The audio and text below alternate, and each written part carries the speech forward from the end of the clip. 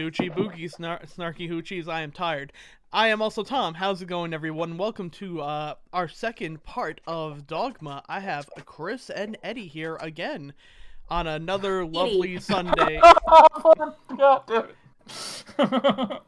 Hi, I also tired, and with Tom and Edie. Also Edie. Chris, as you can see below me, it says my name. So hi, it's me, Chris. You said Eddie, dog. You did. But you know what's great about that, Tom? What's great about that is that my board handle on the View Askew web board was Edie, not Eddie. So okay, if you're gonna call me Eddie anytime, God. What a fucking clever name. What a clever fucking name. So good. Also, yeah, you can curse on this podcast. Yeah. Happy Sunday night, everyone. We're gonna say the S word. That shit. Happy Sunday. So when we left off, Chris Rock's kicked ass fell out of heaven. I had asked Tom if that was a stunt ass or a real ass, and Tom has gotten back to me reported that no, Chris Rock, circa 1999, he thick. It's a thick Chris Rock. So yeah, in the time since our last podcasting, I decided to go check out and see, hey, YouTube recommended a Charlie Rose interview with Kevin Smith and Chris Rock. And the very first thing that Charlie Rose mentioned was, Chris Rock, you're naked in that. He's like, yeah, I am. He's like, did you read the script before you got into it? He's like, yeah, no. Did the studio get you a stunt? He's like, nope, that is all me. It's what you gotta do sometimes to make it in show business. And I'm like, that is Chris Rock's caked up ass. That's amazing. Yeah, no, yeah, I'm glad we started some sort of talking about how thick Chris Rock is. Not, history or what's our weekend review, just Chris Rock's ass, which, that's pretty on brand for us, all things considering. Yeah. Oh. Can we talk about the dialogue exchange that fucking led up to that had Chris Rock falling out of the sky, bareass naked? One of the most memorable lines of the whole thing. Yeah, Jason Mewes' delivery, like, again, Jay is the worst, and I mean that in the nicest way possible, but is the worst. But him screaming, guys like us don't fall out of the sky, Chris Rock falling out of the sky, bareass naked, and then it's the way he busts out, beautiful big titted women don't fall out of the sky, looking up, like, yeah, just like, I want to know, was that a one take and nail it thing, or was that like a 20 take thing, or that feels so many questions. That feels like a one take. That feels like that couldn't have been more than two takes. Like, I think my favorite line in that entire exchange though is, I fell in love with you. We fell in love with you. We fell in love with you. Like and, Kevin Smith's face when he says that is great as well. It's so earnest. Like, we did though. Every time Jay insists that he's actually genuinely in love and not just here to get the fucking hottest memes and pussy, I promise Chris I wouldn't use that phrase. I lied. So what a curse pretending that Jay isn't here for fucking wicked hot slash, anytime Jay uses the word love, it tickles me in a spot I don't know I can be tickled in. That's just very, very funny. Yeah. Right, because it sounds so earnest coming from his mouth, but also it's Jay. So how earnest can it be, considering he's known this girl for a few hours? Also, he's Jay. Yeah, I mean, it's like there's a great cognitive dissonance with him, where it's just the anachronism of it is so funny, because literally he's only ever talking about getting laid, but to the sort of toddler that is Jay's, whole being, sex and love, I guess, are kind of the same thing. Kind of get the feeling that Jay has maybe never really gotten laid, or it happened a long time ago. Completely. Given what we know about Jay thus far, that makes a ton of sense. I feel like he's only ever hooked up badly with people at parties or something. For sure, yeah. Girls that wanted weed from him, and he hooked up with them, and then they left. He's like, she broke my heart, bro. Right. it's also just a reminder. Silent Bob's just looking at him like. It's also just a reminder that we have this really intricate religious film, and Jay and Silent Bob, like the phrase "and Jay and Silent Bob are there." Like that could have been the alternate name of this podcast, and, right? And like it's not just like, oh no, it's like a Mallrats thing where they're a small player for the most. I mean, a Clerks thing where it's a small player. They are pivotal to this movie. Like shit gets done because of Jay and Silent Bob, for better and or worse.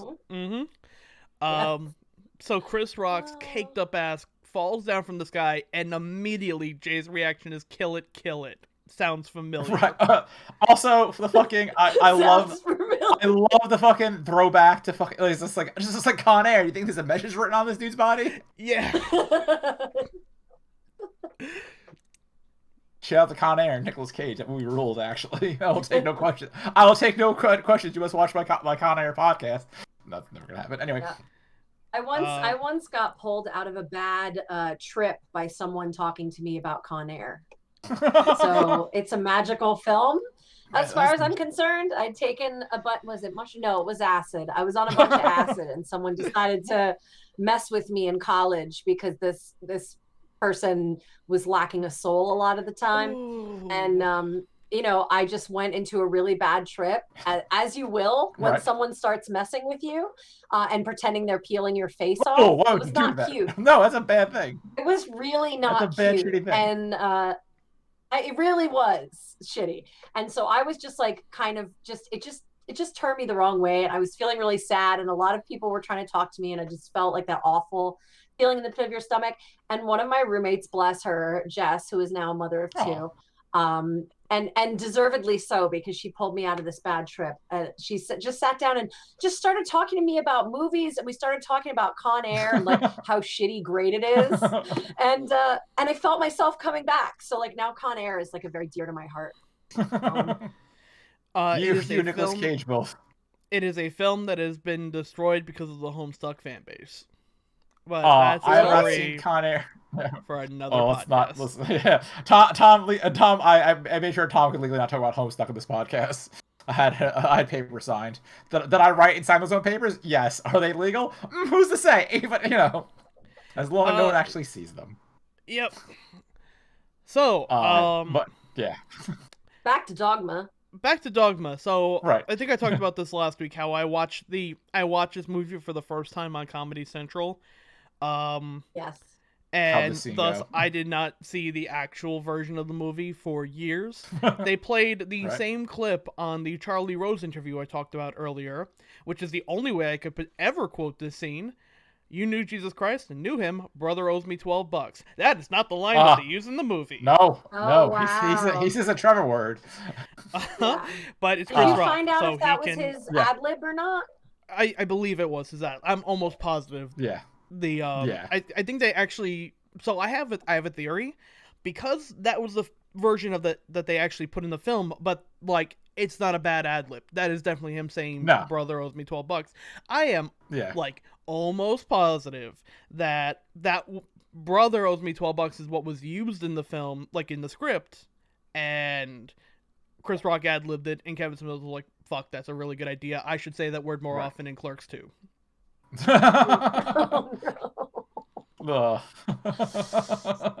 Oh boy! So let's move on to the smartest theological thing that this movie proposes, which is, hey, we should, how we should like talk about change the Bible. Maybe fucking do it on occasion. Rufus brings up multiple really good points about beliefs and theories, and about how you can't, you believe, you'll die for a belief, but you won't die for an idea. Right. Real fucking good. The line, "A black man can steal a stereo but can't be a savior," is super, super good. Mm-hmm. But also one of the best low-key jokes this entire movie is when naked Chris Rock gets a jacket and starts walking away. Jay squares up to him, and Chris Rock just low-key just says, "Back off, Kato." Yeah, I love that line. At first I was like, is that a fucking is that like a fucking Green Hornet reference? No, it's Kato Kaelin. No, Kato Kaelin. Yeah, and who's more Kato Kaelin than Jay? It's such a great. same energy, and it's just like, oh yeah, that Same kid on Caleb, energy. yeah, yeah. Also, Now I want to also see that spinoff. Chris Rock was like on SNL during the time when like fucking Yeah. like they were ripping on Kato Kalin and the entire Right. nation, like all the time. Rightfully so, Caleb, but yeah, we're not gonna talk about that era of comedy because that gets rough and racist. What's it? So initially that role yeah, we're at was movies now. Well, movies the initially fast food place. initially that the role of Rufus was originally written for Samuel L. Jackson. Right. And I have a feeling someone went to Kevin Smith and was like, yeah, they're the same. They're the same. Like, you can just swap them. One's younger. Like, which is now ironic because the new Saw movie coming out stars both Chris Rock and Samuel L. Jackson, and I am fucking here for it. But that's gonna be our Saw spin-off series, which is gonna be a podcast called "Why Does Tom Fucking Like Saw So Much?" You know, one of my favorite podcasters is like obsessed with the Saw series. They're so fucking good. Sarah Marshall, who does You're Wrong About, which is just like my beloved. I fucking love that. It's such a good podcast. Aren't we but anyway, forgetting about Sarah Marshall? Yeah. Film joke. Anyway. I haven't watched that recently. I kind of get the feeling that parts of that may not aged well, but I love it at the time. I love that movie. I've never saw it, so I can't say anything about it. was very it's funny. cold. But in any event, I saw it one time, but I Right. was very high. Okay. Right, so now we're at you made movies. me forget what we're even talking about. So you were a At martyr? movies. That's one way to put it. Oh. Another way is that they bludgeoned me with a huge fucking rock. Right. Right. So I did Rufus look it up, is by the the 13th way. apostle. Oh, And in the script I'm looking at, this is the 5th draft of Dogma from 1998. Still not the final at all. It Right. was the original line that they have here was, "You knew him, shit, I saw him naked." So oh, that's also very good. Yeah, that's also pretty funny. That's very yeah. Both versions, both the censored version and that is very good. Yeah. All right, so we're at the movies restaurant. Rufus is revealed to be the 13th apostle that was written out of the Bible because he was black. Jesus was also black, and he's here to help Bethany and the prophets to, stop the angels. Also, make some changes to the Bible. Bethany doesn't believe this, even despite the fact that he fell from the sky and survived. So he reveals that at a young age, Bethany let a kid in her neighborhood pee in her hair. That kid died 2 years later. And that his kid's name name was Brian I have to look at Johnson, Tell him. Oh Steve. shit! Okay. who is Steve Dave. Steve Dave, yes. And was on Comic Book Yes. Men as well, and Yes. wrote Yes. comics and yeah. Jay's very subtle, nasty. It's like Yes. the funniest Yeah. part of that. I'm actually and then wearing Jason- my all right. Kevin Smith shirt today too for you guys that Oh. I found. This is Oh, my shit. View Askew hockey jersey Oh my with god. your favorite clown on it. With the Oh, fucking I hate that clown. I And hate that clown so on much. Hate that clown so much. the I back, still- it I says still can't believe they're like- 37. I still can't Oh. believe. Oh, it's like, God damn it. I'm putting all my money, all my financial future on this, and we're gonna put a Yeah. clown in a garter belt next to a small Yeah. child. It's still a fucking choice. Well, they actually did make a movie about that clown. It was called Vulgar. I thought so. I thought that was Yeah. I've actually never seen it, but When did that drop? anyway. Any idea? Or anyway, you do some research. yeah, We're they probably gonna have did to like see an that. independent release of it. And I think it was what's his name directed it. Other guy. Brian Johnson directed it. It was Yes. Brian Johnson who okay. directed it. I Yes. thought it was the other dude. Noted hair But pisser. no, it was Brian Johnson. Right. And It is a Jason- black comedy crime thriller, and Ooh. Brian O'Halloran is in it. Nice. Ooh. Ethan Suppley's in it. Jason Mewes is in it. That makes sense. Anyway. Jay's like, all right, do me. And Chris Rock says, oh, you masturbate more than anyone else on this planet. Jay fires back, which is a very good joke. Tell me something we don't already know. Yeah. And then Everybody Chris knows Rock busts out the you do it mostly thinking about men, which is like funny for 1999. Now, it got half Yeah. an oof on the oof scale for me. Yeah. Because Yeah. on one hand, Yeah. canon by Jay, Yeah. which is Yeah. cool. I don't think that was the intent where they went Yeah, for it. you know, Also, Right. Chris Rock has the best fucking delivery of anyone in this movie because that line, "You masturbate more than anyone else on the fucking planet," is still like so fucking good. Right. yeah, And he's Jay's great. immediate Yeah, jump into shit. Everyone already knows that. Yeah. everybody knows that. Yeah. They play off Um, each other very yeah, well. I didn't love Silent Bob's reaction to this either when he's like, and I Mm-hmm. also love the line like where he's like, "You're thinking about guys," which like, okay, fine, like we don't know that. It's Right. actually not that bad a line on its own. Right. It's the stuff that happens a little bit after this that really bugs me. But Mhm. like Silent Bob looking at him, and I feel like the look was all wrong because he kind of looks like he's almost like mad at him, Mhm. which Yeah. is a little bit weird. I feel like he should be more Yeah. shocked and less mad, like surprised, like interested, surprised. And then Jay's Right. like, dude, not all the time. It Which is Yeah. such a great really casual, like, dismissal of any bullshit the bigotry look around Right. that line. the look that he should have been is the same. When we get to Chasing Amy, the same like look and reaction when Jay finds out stuff about Bob. That is like, you never fucking asked. Like Yeah. that should have been like Yeah. that kind of reaction. Like Right. damn, I Yeah. didn't know this. What, I've does she been live in with you all this Canada or time, but something? How do I yeah, not know Right. this? Like, yeah. Right. yeah. Yeah, and then of course the next scene where they end up in the strip club and I'm proving to this guy that I ain't gay. I'm like, oh, Right. Yeah. Yeah, That's this right. is so Right. unfortunate. It's just Right. like, that got the other half of the oof. Yeah. So Oof. the following are a list of fingers that I would have broken and would still break to get with Salma Hayek. Both index fingers, one middle finger, and everything below the middle finger are all game. No thumb, but I'll think about it. Maybe a fine thrashing for you though. Oh, you could fucking go and you punches, kicks, whatever the fuck you want. God damn, Salma Hayek is still like fucking fine as hell. Like she looks lovely as always. Yeah, like part of me is just like, yeah, no, a school uniform, that's kind of cliche, but Lizard Braze is like, haha, pretty lady brr. So like, all guilty. Yeah, hey kids, it's Simon Hayek. She's in this movie too, and she's great. I love her character a whole bunch.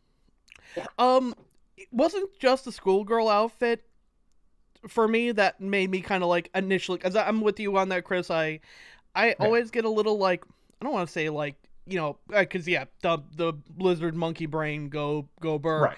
but also Right. like I get like half guard whenever I Yeah. for any like, not kink shaming, Right. but any like daddy girl, little girl, daddy Right, dom, that's- like that could it's- sing in like a, I'm not gonna kink shame, I'm just gonna walk out the room. And Yeah, there's it's a whole- the there's- schoolgirl, it's the schoolgirl outfit tied to the line of the song Baby Girl, sang in a very Right. sing-songy voice that initially made me go, uh-oh. Okay. Yeah. Wait, baby girl? What? The song when Salma Hayek is stripping on stage is like, baby girl, Candy rock Girl. my world. Yeah. Candy Oh, girl. Candy. Oh, Candy. Candy- Okay. That's Oh, not much better. yeah. It's a new edition. Yeah. Yeah. It's Candy Girl, you are my world. Well, he's calling her Candy Girl because she's so sweet. Yeah. So Still, I mean, you can be sweet and of age. Right. Yeah. Yes. But I should they hope sound so. like the Jackson 5, so Yeah. Yeah. it's like Mm. it has that I was gonna say edge at to it. first, But I love that song so Yeah. much. Mhm. at first I was like, how the fuck did they afford the Jackson 5 like rights? to this I know, movie? right? And then I was like, oh wait, It's it's new not them. edition. That's why. Yeah. Yes, that's why. That makes way more sense. No, so she plays Serendipity, and we'll get into that in a bit because that reveals a bit off. We also have what I have quote unquote strip club gangsters. So here's the thing I don't get about like Kevin Smith and this movie. Rufus is a very good character. He's very fucking well defined. He has his own agenda. He's well defined. He doesn't really adhere to any stereotypes.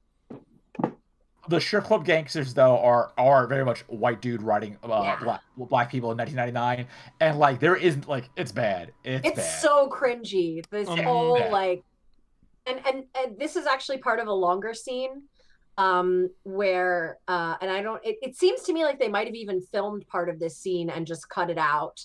uh, because they realized it was cringy or just for time. But basically, the gang, with their bandanas, and the fact that they're all black, it's like, oh great, get into this bidding war over Salma Hayek, over Serendipity, Right. that she's initiating, which I also think is really confusing, like the way they kind of film her to bring more money out. Like watching this again, I'm like, that is not clear that that's what's happening. Like they kind of have this little like noise that plays when she looks at people, and I'm like, I feel like we could have done this better, where it was more obvious that she was inspiring them to do things, and maybe actually talking to them a little bit and getting them, and them like looking at her like, oh yes, and like pulling money out in a crazy way. And anyway, a few particle effects could have done. A few particle effects could have done the fucking world of difference. I think it's one of the things where the intent, there was no malicious intent, but there was that the execution wasn't as strong as what Smith was hoping for. Yeah, and there's also one white guy in the gang, which was there is one white guy. There's a token white guy. Like, this isn't racist, guys. Look, we put a white guy. Yeah.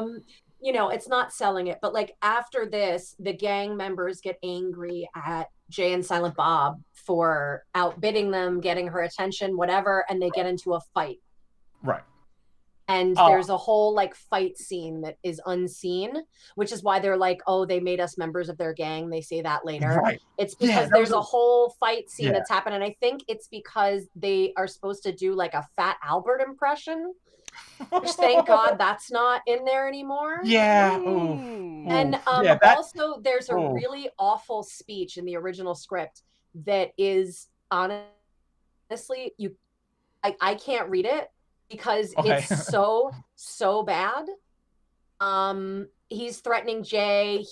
Jay's like saying all this terrible, what he thinks is gang. A lot of it is homophobic.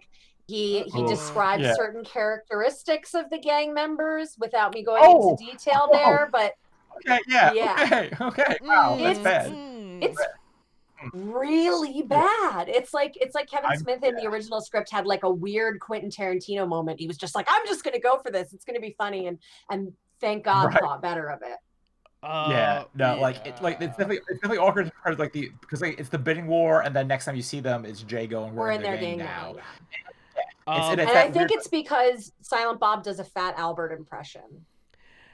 There is a funny bit where there is a really funny bit that is in this fight that is it's a shame that it's like not there because it's super funny. Is it basically Jay's like, listen, Silent Bob, they've besmirched our honor, because they're like talking shit back and forth, and he's like, Cap this guy, and Silent Bob looks at him like, what are you even talking about, Cap? And Jay's like, you don't carry a gun? And Silent Bob's like, no. And he's like, dude, how long we been together? You're supposed to be my bodyguard. You don't even carry a fucking gun. It's really funny. Okay, that is a damn good line, and also that also explains some Jay and Silent Bob lore. And then Silent Bob does the hey, it's Fat Albert, and he's like singing Fat Albert. So one would assume that Kevin Smith has a Fat Albert impression that he used to trot out at parties. I also get the feeling. Why put that in the script? I also get the feeling that like they went on like they took the script and they went to Dwight Owell, aka Pooper X, who is the gang leader, and Chris Rock, and was like, hey, here's what I have for the next scene. You guys think this is good? And they just stared at him blankly, and he like waited 10 seconds and was like, all right, cool, let's go shoot the next scene. I'll rewrite it. Okay, let's cut all of this then. Yeah, it's interesting. I would actually be very interested to know what the behind the scenes on that bit was, because, listen, like we're I know Chris is a white dude. Tom, I don't know your background, but I'm white. You're very white as well. So all of us have done cringy things in our past, well-meaning.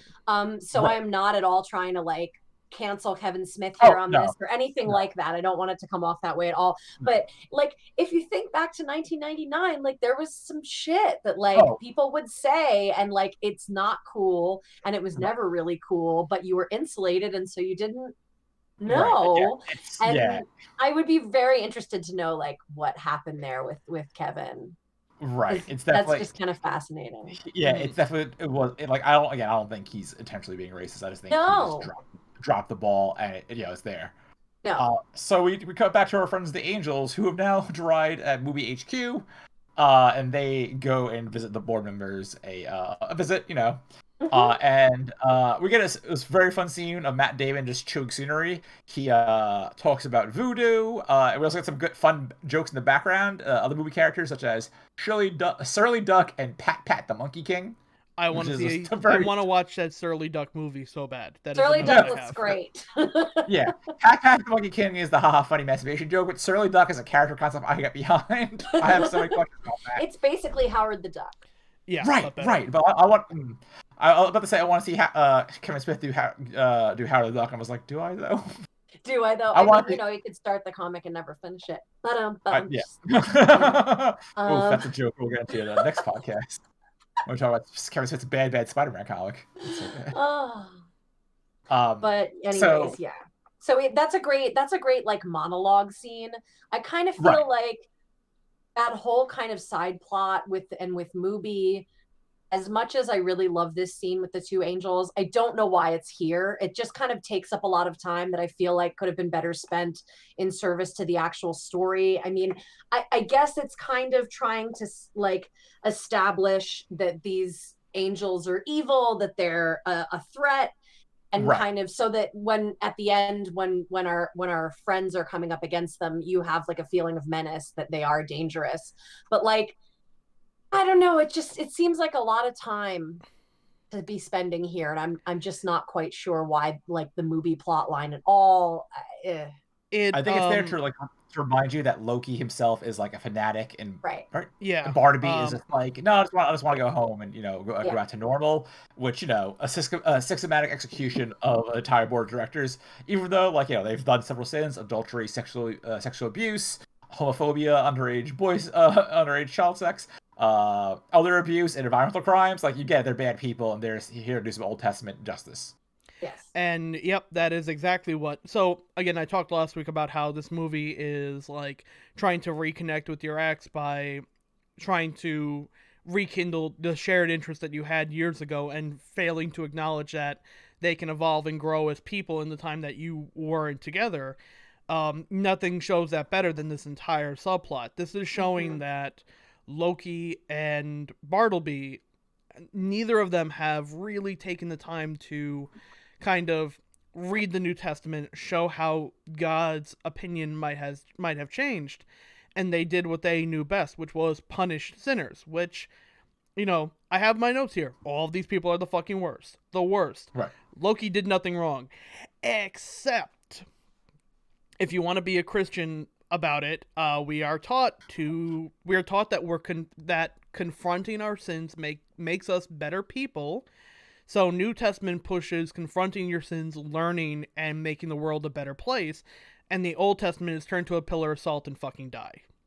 Right. When punishing is your forward motif, it ends up leading to some crazy shit, like equating someone not saying God bless you with child abuse. Like, obviously, it's to show how just unhinged they can be in the moment. Yeah. While also, and this may be me reading a little too into it, it's also like the fact that I was able to even write something like Loki did nothing wrong. This is a scene that's supposed to make us kind of empathize with, Loki, and eventually full on Bartleby in the second half of the movie. A lot of their anger at humans is actually a form of jealousy that, these people are allowed to be such horrible, monstrous people, but they know God still loves them, or God has the capability to love them if they repent their sins. And it's like, we fucked up one time and we're cast out forever. This person abused his family and he could still have a chance at redemption. Right. They get to make mistakes. Humans get to make mistakes, and angels don't. Yep. Yeah, angels and intangibles don't. So, I mean, it kind of is, it's sort of like, where is God's mercy for the other of God's creations, right? So, like, where is God's mercy for these angels? It's kind of interesting to think about, you know, how it falls apart when you think about the fact that they kind of like, yeah, they don't get to mess up. And why would that be? Why would God be holding them to such a higher standard um than people? I mean, they're both creations, so don't know. But it's interesting There's to think about. there's the third theory I have, which is Kevin Smith being a noted Quentin Okay. Tarantino and Martin Scorsese fan. I think in one weekend he watched Pulp Fiction and Goodfellas and was like, you know what my movie needs? Gun violence set to an ironic soundtrack. Yes. Yeah, ooh, that's a good point. Yeah, I think it's probably a combination of all three, because like again, it's the they're all bad people and deserve to get punished. Barbie went too far, but also it's also trying to be very stylistic, because like a lot of stuff, and this is what happens to me too. A lot of the violence happens off screen, like Yes. you get the reactions to it, which I'm sure is more of it's much cheaper to film it that Much way. cheaper. Yeah, but like like the blood splattering everywhere, the blood splattering on the fucking golden calf, which is like That is 100% really, a Scorsese really, Tarantino shot.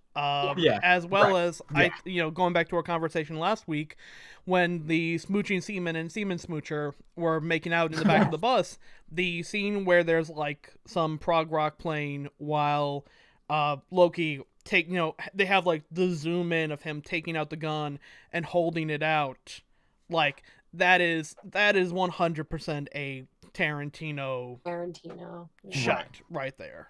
yeah. Yes.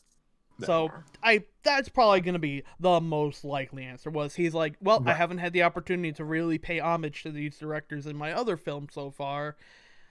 Let's do it. Yeah. Yeah, I mean, Also, I like, think the monologues here are really important to Kevin Smith. Mhm. Even though like for me it kind of like it like I understand how it functions in the larger movie, but I just kind of feel like it for some reason the pacing is just a little bit off for me here, how we switch from one thing to the other. It could have been blended a little better for me, but this is like, you know, the speeches that they give here are very this strikes me as something that Kevin wrote and loved and was like, this is going in the movie no matter what. Like yeah, it has that air, kind of like, you know, the airport speech and the later speech in the garage that they have, which is Mhm. like, I had a note on that later. I'm like, what is this setting? Like, who scouted this location? It's like a boring parking garage. It seems like something happened and they were oh forced yeah, okay. there. I was like, Yeah, I was between confused in because the to parking be garage. honest, there's a few like scenes that like there's a good message there, but there's too much dialogue. And I feel Mhm. like from this point Yes, on, we're gonna love that. yes, So and I think this is kind of part of that, but it's okay. Yeah, I like it. I think that I think they would have been a lot more effective if they did the if they put this entire, like, one of the problems with this movie scene is that they also set it up a little too much. Mm-hmm. I think if they didn't explain it as much beforehand and just had a scene, Yeah, like, it should have started with them at the boardroom with, yeah. the gun. I think they just wanted to use the line "the fecalator" that Yes, badly. yeah, in media res would have been great. Just drop yeah, us in. But yeah, if like, yeah, I think it would have been more powerful because by the time he's there, you already know what the scene is going to accomplish 20 minutes before it even happens. I think it would have Yeah, been more right, effective if they bumped it up about 30 yeah, minutes. If yep, they I if think they you're right. didn't mention if they didn't show you the Chekhov's gun they had in their back pocket Yes, and right, just had him basically deliver this Old Testament speech, ended in gunfire, and then, like, to show that he's willing to execute humans for minor crimes, then yep, had the scene in the bus, and then right, began the switch from Bartleby and Loki's perspective. yeah, right, I think by doing it in this way, it ramps up Loki and then immediately drops him. yeah. right. Yeah. And I think you're right. I think it would have been nice to just kind of like go into that and be kind of like shocked like the people in the scene itself are. The audience would have been there Yeah, too, and then they can have like a little falling action conversation where he's like, no, Bartleby's like, I don't know if he's going to be into this, and Loki's like, no, I know he's going to be all over this, he hates idols, right, blah blah blah blah blah, like that. Mm-hmm. right. You know, kind of Yeah, trying to yeah, convince him like, no, this was the right move 100%, like as they're walking away. It definitely would have.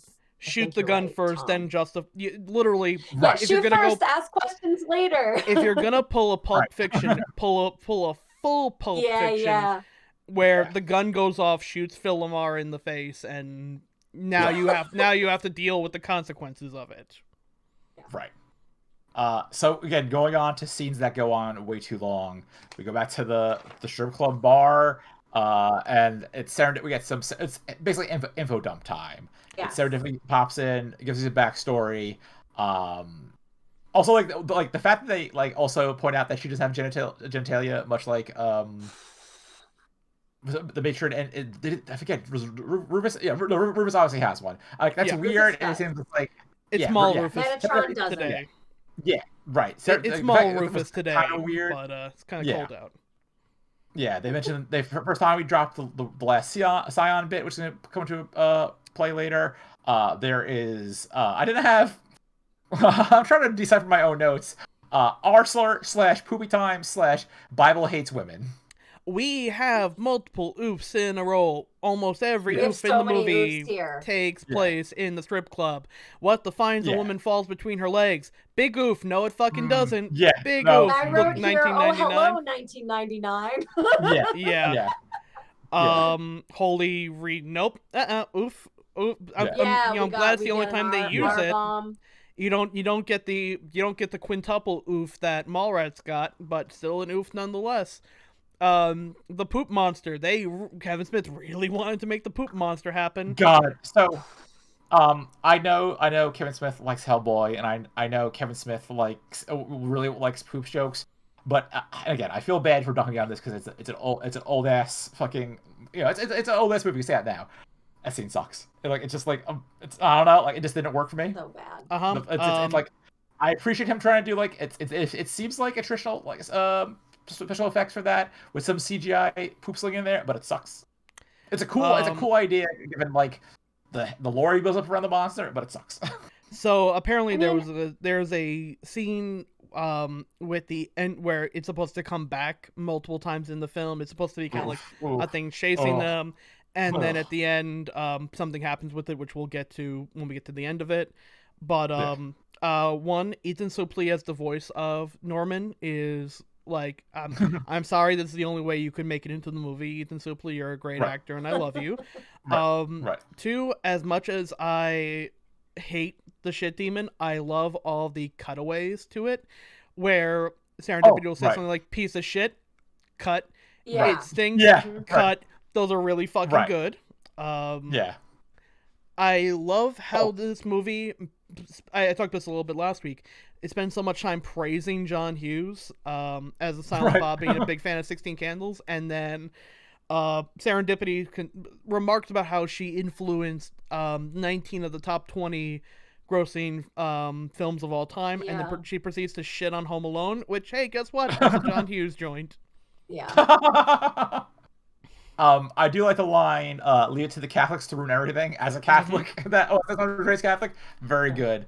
But also, again, go on, Edie. So you go first. Oh, no, that's fine. I was going to say, I feel like, again, it's just sort of like the wrong direction with the shit demon. Like, if you're going to do a shit demon, I feel like let's just have it be like, like the Shining blood doors, but it's poop, like it's like a wave, and maybe it can like sort of bubble up, like it has a face somewhere, like a hand comes out of it like a wave, like something that feels menacing, because all this is it just looks like a kind of a cutesy shit demon. Like he's kind of cute, which is weird.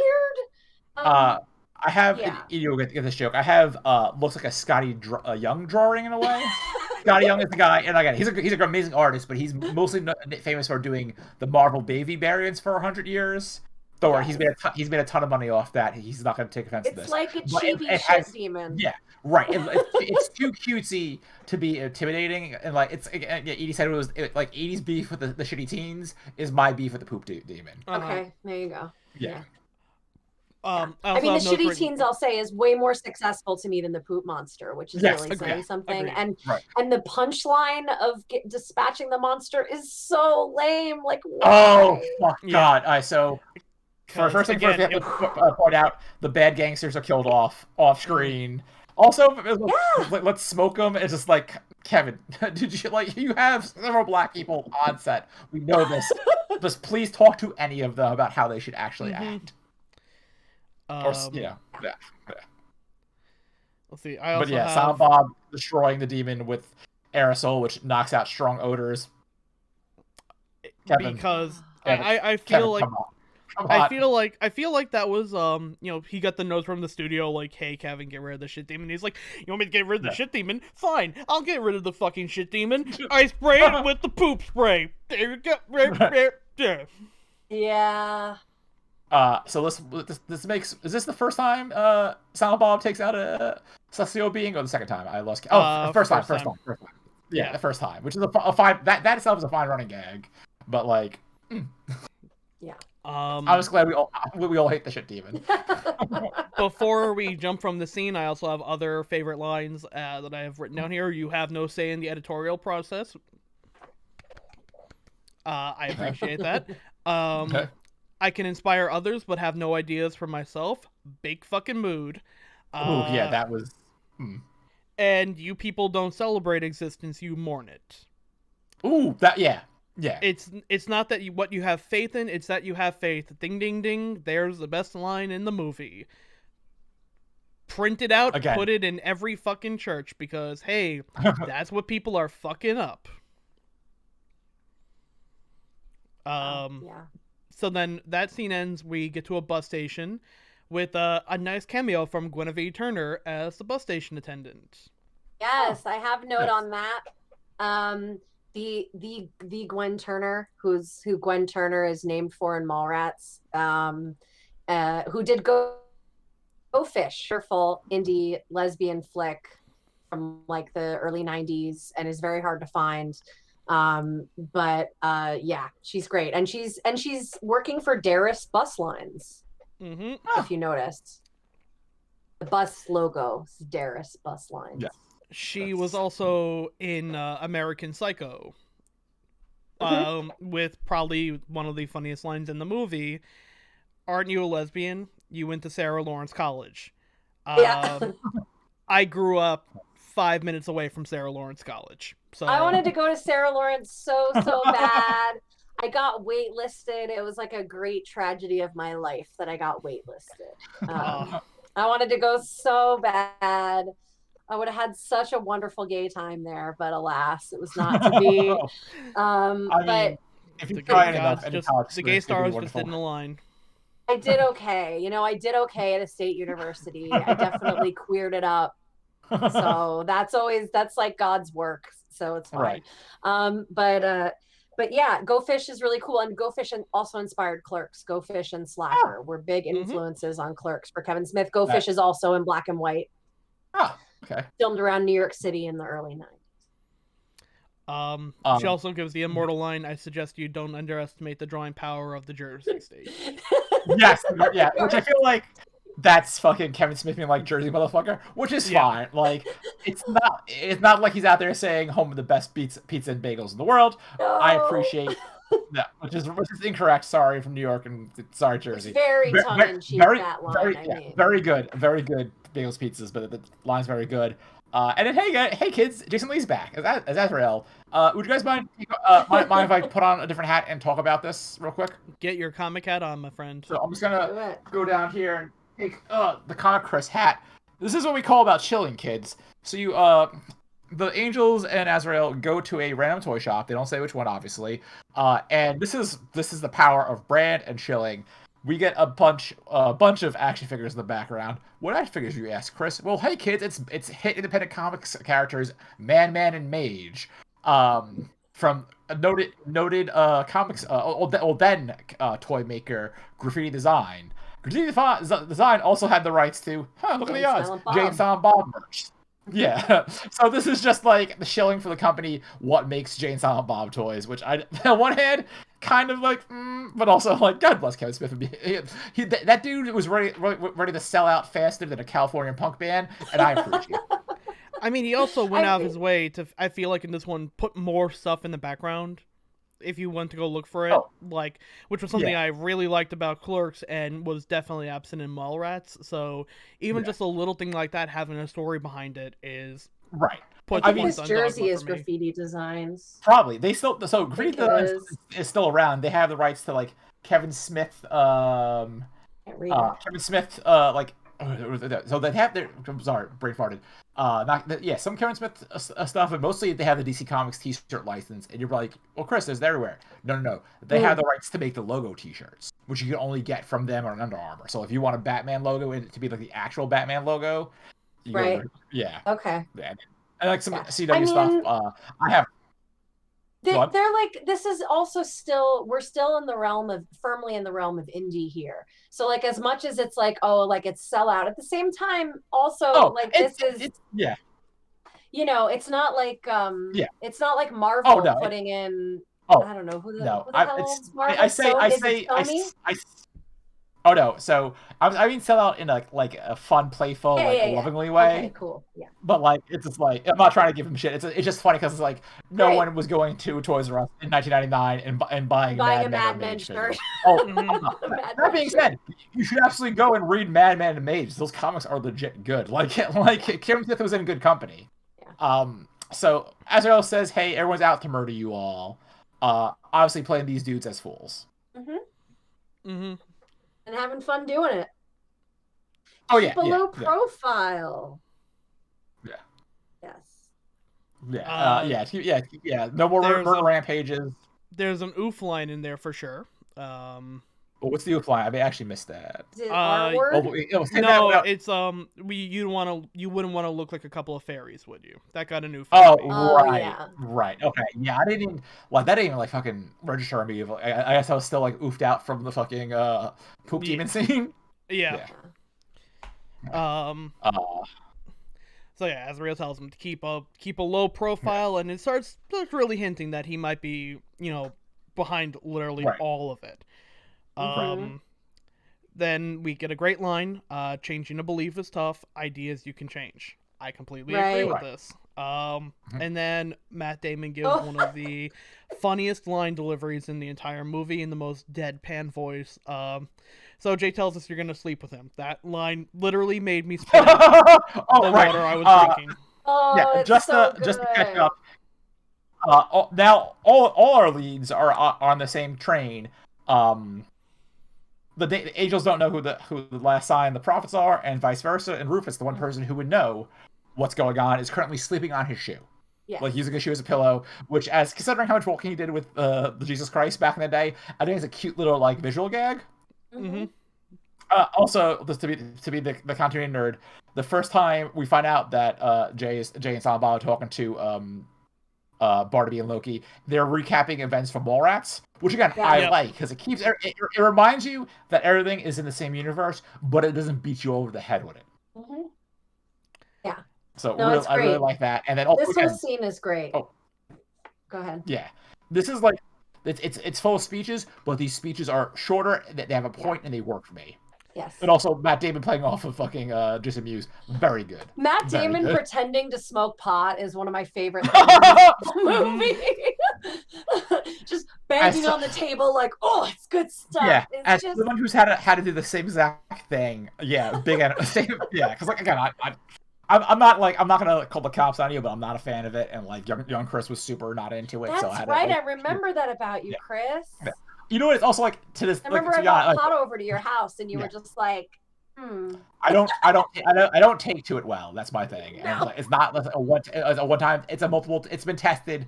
It's not my thing. I'm not That's gonna fine. I have memories of a MagFest where Chris had like half like a bit of an edible cookie, and like we didn't hear from Chris for a couple of days. To be fair, I also mixed a lot of stuff with that edible, and so I was sure did. Yeah. Oh boy. Yeah. Well, okay, so not to go home, I'll make it quick. Someone gave me part of the edible candy, and then someone else walked to me with a shot and said, "Chris, let's do a shot," and I said yes, and that was my downfall. Anyway, that's it. Anyway, so it's my own fault. I mean, I can't say anything. I took that medium-sized doink, had a couple of drinks last MagFest, and traveled through time. So. Right. Yeah. Anyway. Yeah, I mean, this will happen, and you can get the spins. All kinds of things can happen. Yeah. Right. It was not. Yeah. It's just me being dumb, but like 9 out of 10 times has not done well for me, and I'm enough of an adult now. Like, time to stop doing this. Anyway. So angels. Angels are talking. Yeah, I have the note here. Angels can't imbibe alcohol, but they can smoke a fatty boom batty blend. Here's my thing. I have Yeah. some questions about this Sure. scene because Okay. so Bartleby goes and he gets the beer bottles and Right. he's drinking with Bethany, and Bethany's getting plastered and he's not. Where Right. is he spitting the beer? Where is it going? Is he just spitting it on the floor? Wouldn't she notice I think he's 6 spitting it bottles back in the. worth of beer? I think he's spitting it back in the bottle. I just don't think she's noticing. Either that or he got just Yeah. filled with water or They're something. empty. Yeah. Those bottles are empty. I want to Well, find out what's yeah, going on. I'm like so I mad had about I, it. I had the same question, but I guess it's just like he just let her get ripped on fucking train wine and was just like fucking around. Yeah, like also it's one of those things. It's just easier just to like not explain Ignore it. it. I don't Yeah. know why I suddenly became like, I mean, no, same way. So I CSM get that. about it, but I got really mad. Um, Right. but this is a scene where it really like breaks my heart because again, it's like, I hate to keep dunking on poor Linda Fiorentino, but she makes it so easy. And this scene, she's like supposed to be drunk flirting with Bartleby. It's like very clear. And she's just dead. Like there's no kind of Right. leaning in and sort of like smiling like you do when you're drunk and you're flirting with someone. And Ben Affleck is doing his level best Yeah. to Yeah. like be there. And she's just, it makes it almost weird when like, a couple of minutes later he says like, you were ready to top me off like 5 minutes ago. And it's like, was Right. she? Because she seemed really just like in her own world and not at Yeah. all aware of you. Right. There She was also she was very much acting like a person who was fed up with this shit, not someone who was looking to right. get dick down double styled with the hottest memes and pussy. I'm still gonna Yeah. fucking say it. It's God damn Ben it, Tom. Affleck. This is like Right. primo young Right. Ben Affleck This is yeah. being like sad and mysterious and cute, and Right. you can't figure this out. Like, oh, and Like he's Batman. Wait a minute. Yeah. I also wrote lots of like warm-hearted light gay panic in this scene. Yeah. Right. When Um, she's talking about when she's him talking and about you and yeah, see, and your they've part. got this Yeah. problem with the church, and you Right. two meet, and isn't it great? And like, Yeah. it's just, Yeah. it's a little Yeah, it's not. but I wouldn't say it's as bad as the fucking Jay masturbating joke. Mhm. Well, the fall off of that rather. It's still pretty cringe, all things considering. It's not an Yeah. oof, but it's definitely Yeah. a little bit of a side eye. sort of walking in it. It's like we're supposed to like this character. Like, Right. Yeah. Which I again, don't I think know. it's Anyway, I think it's the execution of the joke and the time. It's like, come on, be better. but Like, be better. then Yeah. what really bugs me is it's like we have this scene between the two of them. It's a really good scene. It's really well written. The way Right. they're bonding, these two characters are bonding over being like left over, left behind by people that they love. Yeah. In Bartleby's case, he's talking about God. In Bethany's Right. case, she's talking about her ex-husband. It's like these are like deep, painful things, and they're trauma bonding with each other, which Right. is Mhm. super hot. Like, I mean, tell me, Chris, you've never trauma bonded, like hooked yeah. up with someone. Yeah. I mean, right? that's yeah. As the Tom, I divorcee, don't have know no what you well enough as to a, assume, as but I a do know as Chris a Bump. as a divorcee, have no idea what you're talking about. licking licking each other's wounds is one of my favorite expressions. Right. Yeah. So well See, put, Tom. This is 80 brain versus Chris brain because you went like with trauma bonding, which you're not wrong. My dumb brain was just like, oh, this is peak Vertigo. This is Garth Ennis comics for me. Yeah. This is 90s Vertigo. This is Mhm. two people drinking liquor on a train and talking about how the church is bad. Like that's peak. That's Preacher. Right? It's Preacher. It's Preacher. I- It's Transmet. It's all those books. Hellblazer. Yeah, sorry. I actually saw it as another form of Quentin Tarantino, this time going more towards Reservoir Dogs and really kind of predicting later films like Inglourious Basterds, where, one thing Tarantino is really good at is these almost like Hitchcock scenes where both people in the audience know the tension that these are the people who are meant to be fighting one another. These are antagonists to each other. And they're having this conversation coming ever so closer to realizing, like you see the powder keg under the table, as Hitchcock put it, and the fuse is coming ever so closer to being lit. But in this really like tension building scene, and I'll get to how they emphasize that in a second, you also have this really intricate wound looking conversation that, like, by this time I had already thought of the idea of reconnecting with your ex, and bringing in lines like "divorced" is such a nice way of putting it. I'd call it being dumped. Like Yeah. that Yeah. ties in really well to it.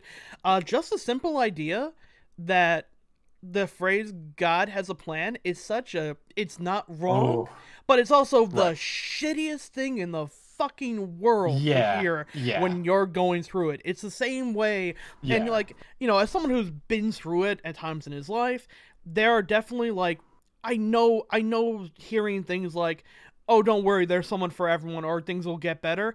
It's true. Yeah. It's true. Looking back on it, things are almost always going to get better. But when you're hearing it, it's like you never want to say "fuck you" more to someone in your life. And Right. acknowledging that, particularly on the story of Job, like a Job parallel, is extremely good. Yeah. Right. No, it was wonderful, and I think in the hands of someone who was there as an actor a little bit more, could have been really, really heartbreaking. So Mm-hmm. Right. like, those lines, like, wasn't my plan good enough for God? Like, you know, We haven't it's hit the low point for her, but I see where you're coming yeah, from. it's Yeah. no, we haven't, but it's throughout for me.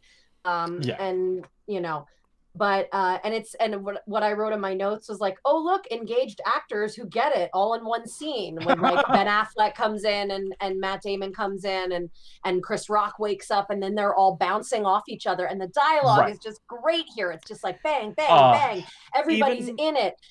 Ugh, such a even before difference. that, even before that scene, I had mentioned this before, but the use of diagenetic audio in Bethany's speech, like the second she mentions the phrase pilgrimage, and you right. hear the train, you hear like a train sound in the background. The exact second you see Bartleby's like realization, Right. and the tense sounds that come from a train. Trains make a lot of fucking noise, and Hmm. having those low go from like being completely dead silent to now you're hearing the horn, you're hearing metal scraping against each other. That is such a good build up. And then Jason Mewes says, "I didn't come on you, Pete, I swear." Yeah, God, that again, fucking like what I love. It's the tension breaker because you get this super intense, just like these two people who are enemies bonding and not knowing that. Yeah. Rufus walk in and being like, "Oh shit, it's the angels! Oh shit, it's the prophet!" And then Jay just busting out with, "The honey come on you, Pete, I swear." Again, is that also his delivery was so good. Um, Also, like I think this is a weird DC Comics throwback because like one of the angels get laid out with one punch, and it was just like a running gag from the Justice League. Batman lays out a Green Lantern with one punch, Mhm. and then Silent Bob tosses them off the train, which now makes Silent Bob 2-0 against celestial beings. Also, I Yes. should very briefly talk about, for people who don't know, because it's one of my favorite things to talk about in any movie. Diagenetic music and diagenetic sound effects are things that are heard in world. So if a person turns on a boombox and Journey's "Any Hmm. Way You Want It" starts playing and people start dancing to it, that's diagenetic sound. It's being heard in the universe's world. But if you start, opening a book and "Send Me on My Way" starts playing as a time lapse goes on, no one in the universe is hearing it. It's non-diagenic sound. Right.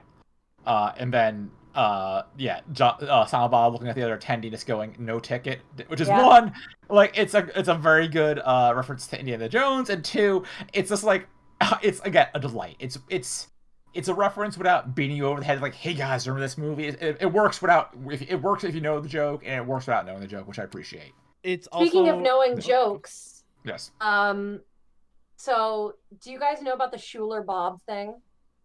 What is the I do Shula Bomb not. thing? So if you listen to what Bartleby says when Silent Bob appears and grabs him and throws him off the train, he says something that sounds like Schuler Bob. and then and then as he's throwing him off the train, he's yelling something, and I think the words are something along the lines of, "I'll get you for this Schuler Bob," or "I'll get you next time, Schuler Bob," and he throws That's him off the train. And I don't remember what, like, all I know is that people noticed it and were like, what the fuck is the deal with Schuler Bob on the message boards? And I think Kevin Smith came up with this thing that like Schuler Bob was like the eternal silent Bob, and he was like this reincarnated character that was coming back in like different time periods, and Oh him and my Bartleby god. were always facing off, and he was always getting the best of Bartleby. And so I Bartleby in that moment recognized Silent Bob was Schuler Bob come to get him in this timeline. And he's like, I I'll get you love next time. I love dumb complex inside jokes because again, I it's don't only think we funny know to why Ben select people, Affleck but said it. I think he was just right. fucking around. I love like it's a fucking dumb thing, and it's just like, oh no, we're gonna build around this now. It's very good. So the angels get yeeted off the train. Yeah. Now Loki, who was all gung ho about fire and brimstone and revenge, is now beginning to doubt the plan. Barnaby, who was the one who was just like the more passive two angels, now Old Testament style, ready to fucking raise some hell and fuck shit up. And this is very good. Loki call. This is the first time you mentioned Satan in the movie. Um, and it's referred to specifically as the Morning Star, Morning which Star. again, Mm-hmm. I put on the Chris Comics hat. That is a reference to the very good and one of my favorite comics, the Neil Gaiman's Sandman, and that incarnation of Lucifer. So that makes me happy. Bart I does not think like Morning Star is a general term, though. It's like Yeah. it was used in that, but it's not. Yeah. It's also a really exclusive. good right. AFI song. It's not a thing, but it's definitely a reference in the way that, like, again, I'm not beat you over the head because like. Okay, spoilers for the credits, I guess. There's a lot of no game is mentioned as a thank you for the credits for inspiration. So Yeah. it's like it's cool. I love it. I like it when Smith takes like theological like stuff and makes it into like a fun comic book friendly lore type of way. He's not the first one to do it, but I love it. I like seeing that in movies. Because, obviously people like Moore and Gaiman don't really get the chance to direct, but it's great. It's there. I like the scene a whole bunch. I like the fucking shift of like who's the bad angel and who's the not as bad angel. Mm-hmm. The dialogue here is amazing. Yes. Like I was saying before, the location shot, I want to know what happened here. Who fucked up a location scout that like they ended up in this weird parking garage having this argument. It is so drab and so boring. And I'm just like, we would have been better off with them screaming on the side of the road, like lit by like headlights of passing cars would have been better than this sad, weird, boring garage that they're in. I but mean, to be their fair, credit, they're so good at almost doesn't. Yeah. Like what? Also, like, have you been outside of New York City? Most of this country is sad, flat parking lots. Oh, I know, but I mean, it's not a documentary. Like, No. I would like a little more visual interest for this really intense scene. Yeah. It's almost distractingly drab. It's probably like a dumb reason. It's like, oh, we couldn't shoot here because of like some somebody thing. messed up. I swear. Yeah, it's probably like some zoning law. Something but like, happened. Or they have to rearrange something. Yeah, I love it. Yeah. This whole speech is amazing. My eyes are open. Like, it's just wonderful.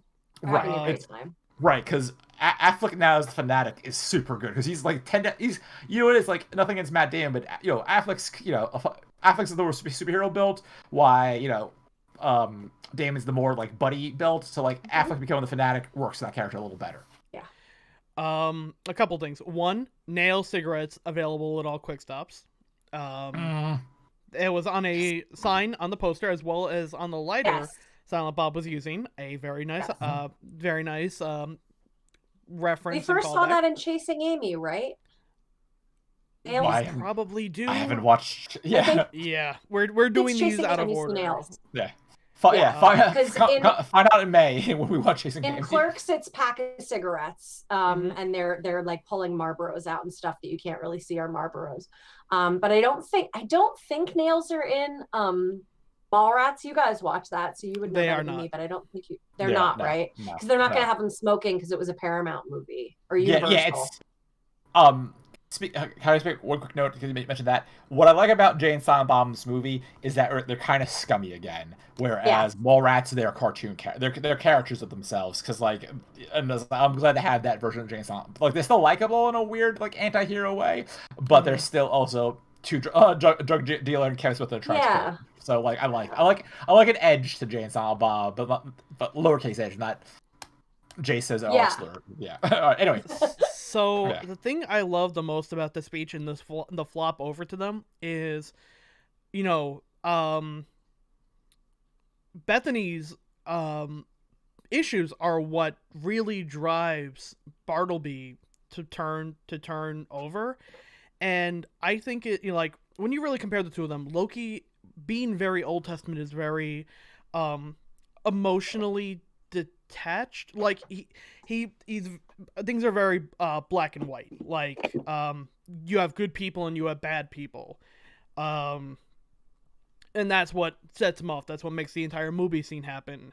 But the anger from Bartleby is more really coming from, you had the choice, and you're so, like we've talked a lot about this movie about the feelings of being dumped, the feelings of trying to communicate with your ex, but this also, Bartleby's anger comes from a very kind of fucking real place, and it's that feeling of seeing someone who wronged you, seeing someone who was like a real piece of shit to you in college, end of high school, someone who was like a really like shitty friend to you, someone who wronged you, Mm-hmm. develop into a better person and treat someone else right.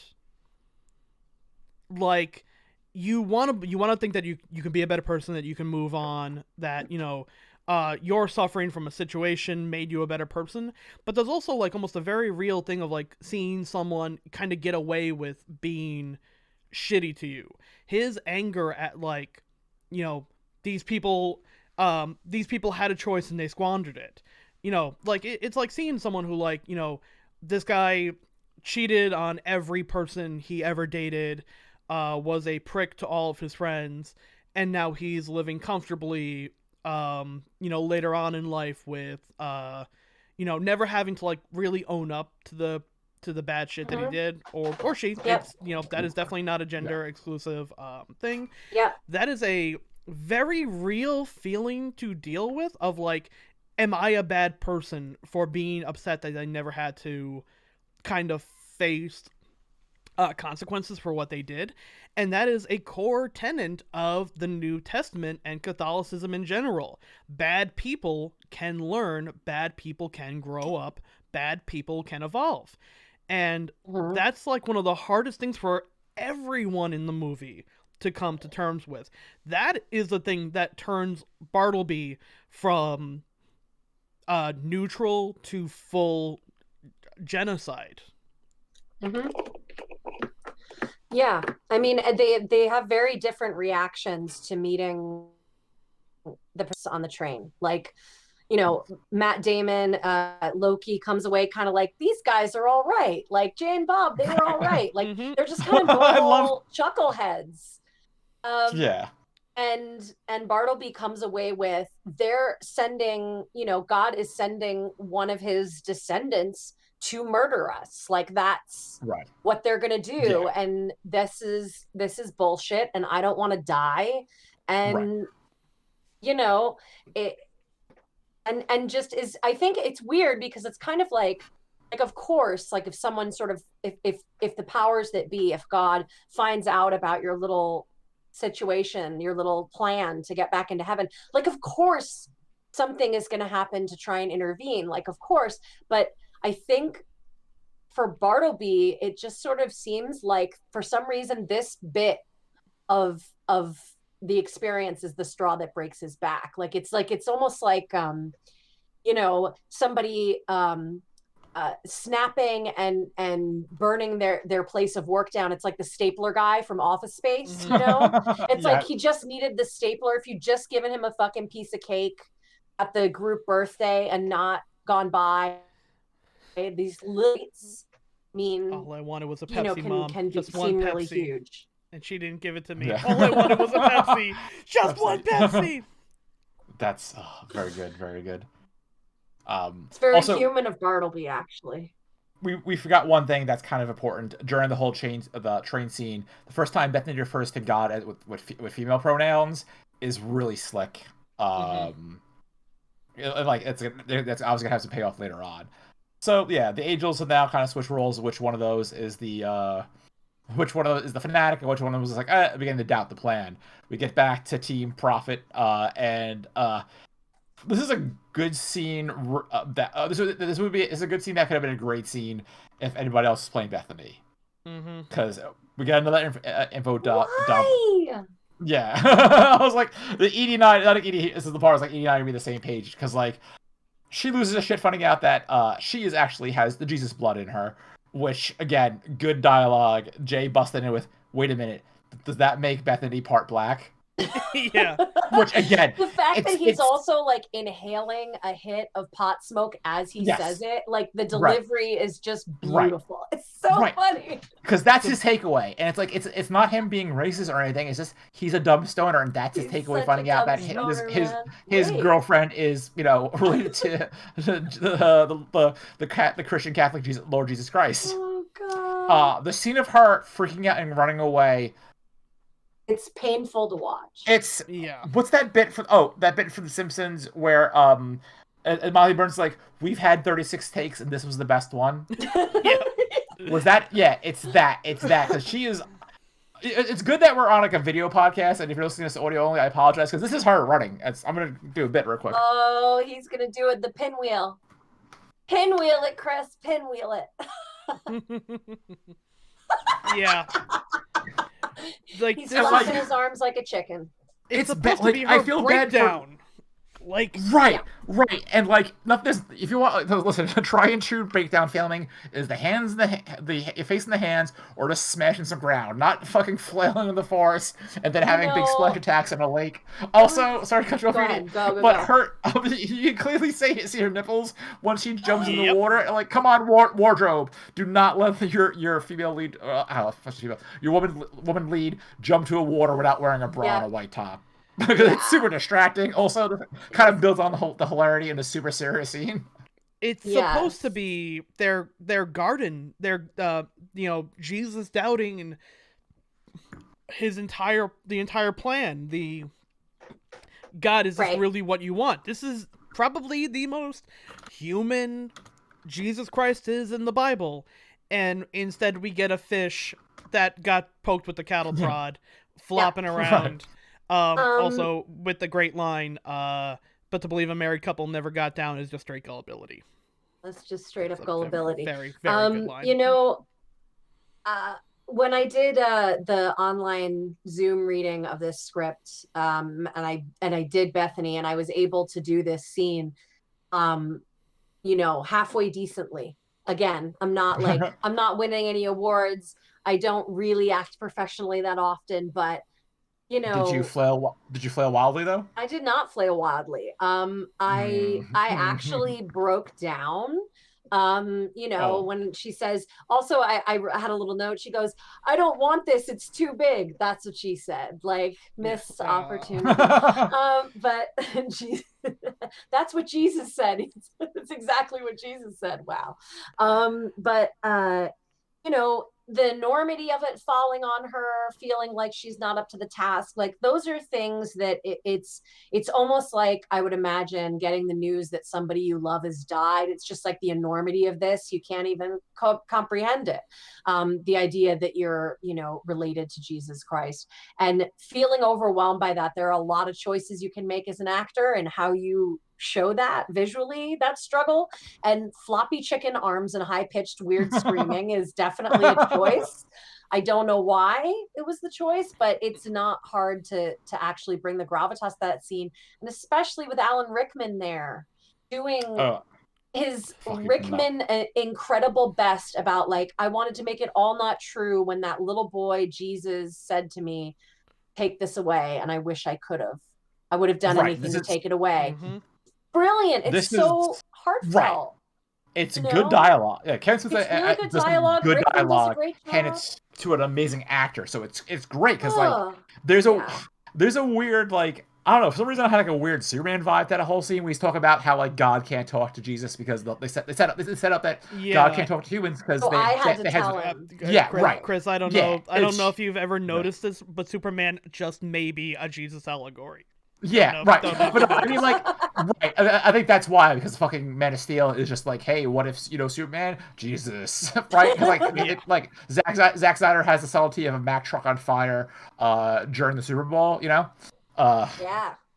But like, yeah, it's like, oh shit. Like, but yeah, it's one of those scenes where again, Rickman kills it. It's He great does. dialogue, Mm-hmm. and it's just like it's a good scene, torn down by a bad, Yeah, it's bad. yeah, It's This really is who you bad, and you are. just have to, yeah, You like I said, it was just very cathartic to be able to read that scene and read it right, not insane, because it really right, does hit at that point in the story. To reach that point with the main character is super meaningful when you're not distracted by this silliness.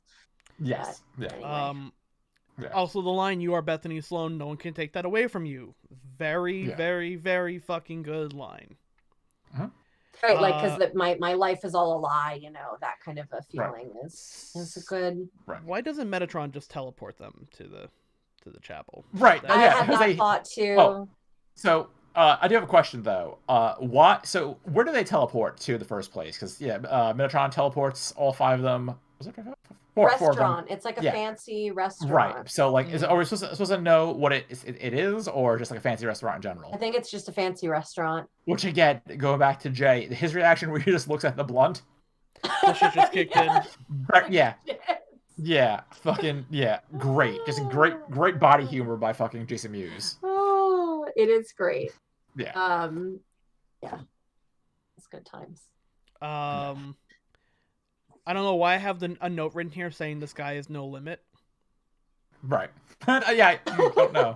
You I'm just don't know. trying to figure that out. That's very Nike of you. Yeah.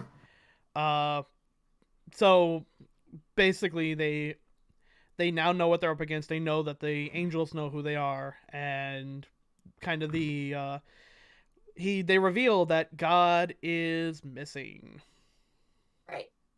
Isn't I'll this right the back that part where one. they also say like that when you're in the presence of angels, you feel like it's like you get a hard on or like a lady boner or whatever Yeah. your mileage may vary on that.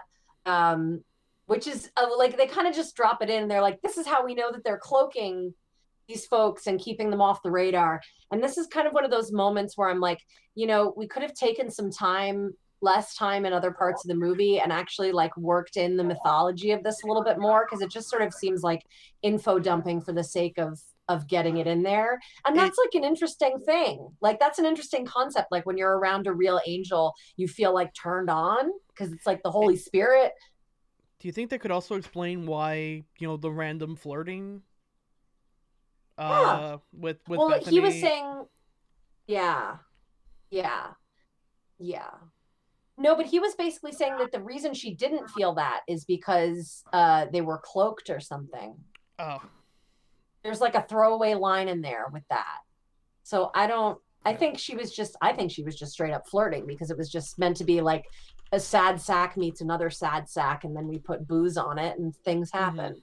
Um, but anyway, I really like the mythology aspects of this, and I feel like a lot of the backstory gets crammed into like Chris Rock or Alan Rickman sort of quickly delivering dialogue, and I'm just like, oh, Yeah, it'd be nice to marinate in that a little bit more. yeah, At right. the same It's time, it also drives the ticking clock in a way that I'm kind of glad that this film doesn't have something like a 4 days until the end of the world, 3 days until right. the end of the Oh, world.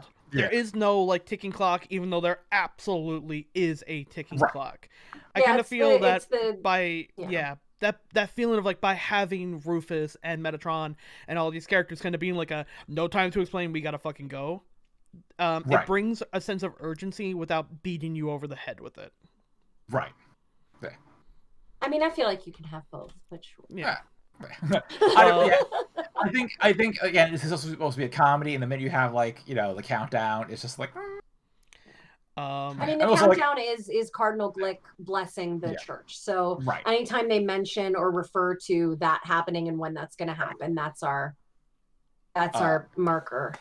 Yeah. so Quick we side note get though, isn't the like exit to the world that they end up doing something like that in Good Omens for Amazon, right? The what? The Good Omens adaptation for Amazon. Didn't they have like the countdowns like whatever per episode is like blank to the I end of believe the world? so. Yeah, they Yeah. yeah, did. but that So, works yeah. that works in a show. That works in an Yeah. episodic, literally an episodic Yeah. content. In a film, it can make pacing seem weird. So we get more George Carlin, which always Yes. makes me feel Yay! fucking Again, great. again, Kevin Smith got so many good actors in this, and George Carlin as a shitty cardinal is so good. Just want to point out, like, I like that, like, their dedication to like rebranding the church and like certain aspects of the church. So we had the Buddy Christ in the first first episode. Now with this talk, we have Hosties, which is like, what if the Eucharist, but for weenies, and that's a good joke. Oh, in the script, there's a commercial in the script for Hosties. Oh, that would have been that's spectacular. actually really good. So like if you find, I can send you guys the link to this if you want to read it. Yeah, sure. It took me a while to find this version of the script. There are a lot of older versions of it out there, but this was one of the later drafts, and it's got the whole Hosties commercial in it. It's very fun. Okay. They compare Catholicism now or Catholicism WoW to the cigarette, and Cardinal Glick without dropping a beat goes, "Christ, if only we had their numbers," which only we had their numbers. So fucking funny from the invoking of Christ's name. Every single ounce of that line is fucking gold. Yes. It's great. Glick and I mean, also, I say fill them pews all the time. Like that is gotta fill them pews. It's a line that something comes up like in the news, and it's like religious fanaticism, drawing people in, or a cult. I'm just like, fill them pews, and I'm thinking of George Carlin in this movie every time. Fucking, so this I'm glad like they went the extra way, because the joke works the other way when George Carlin says the church doesn't make any mistakes. Yeah, and like. They could have easily like let that and like let it been like implied that that's not true, but when they start spelling out and listing several of the mistakes they made, it's very, very good and kind of like a good like comeuppance. Mm-hmm. Yeah. I feel it the same way that like whenever you see a Republican on stage at like CPAC or Republican National Conference going, "We are the party of Lincoln. We're the party that freed the slaves," and it's like. Nah. It's nice to see that. It's nice to see them getting called out on it right away. I also like that a super small joke about Glick going crazy on everything comes back in so many fucking ways and shows that, hey, maybe sometimes we give priests too much fucking power. Yep. Right. Yeah. So they go to a bar. Glick tells him to fuck right off. Is that the cross-dressing line? Oh, Jay says that was another oof. Yeah, that was a bit of an oof. Yeah. Yeah. And the pacing gets a little weird around here. Right, this is very much just like, oh shit, we have to wrap this movie up in a half an hour. Yeah. Yeah, which hey, mood. Yeah. we have 33 minutes. Yeah. So yeah, this is when Azrael shows up, makes himself known to Team God, and in a most fucking dad joke of the movie. God, I hate how much I love this joke. And I think it's because it's Jason Lee's fucking delivery of it. He says it in the same way he delivered the "Would you like a chocolate covered pretzel?" Right. It's like full Brody going, right. I'll have a holy bartender, and he just shoots the bartender. Mm-hmm. Yeah. What I love about then again, timing. Jason Mewes going, "Oh, I get the joke." A holy bartender, I get it. Yeah. That's again. Jason Mewes' deliveries are so fucking good in this movie. I love that we have multiple Deus Ex Machinas in a row. Literally, Azrael and the twins attack them, and kind of give Azrael's backstory that he is so fed up with hell and would rather undo existence and live in permanent limbo nothingness than go back to hell, because when the war between the Morning Star and God went down, he did nothing. He abstained from battle. Right. Showcasing that, sometimes inaction is as bad as, negative action, to which he tries to get out of it by saying, I had no place in battle. I was an artist, not a soldier. Right. To which Serendipity, which I also have notes here. When the fuck did she get back? She just kind of like, hey, I'm here now. Yeah. Yeah.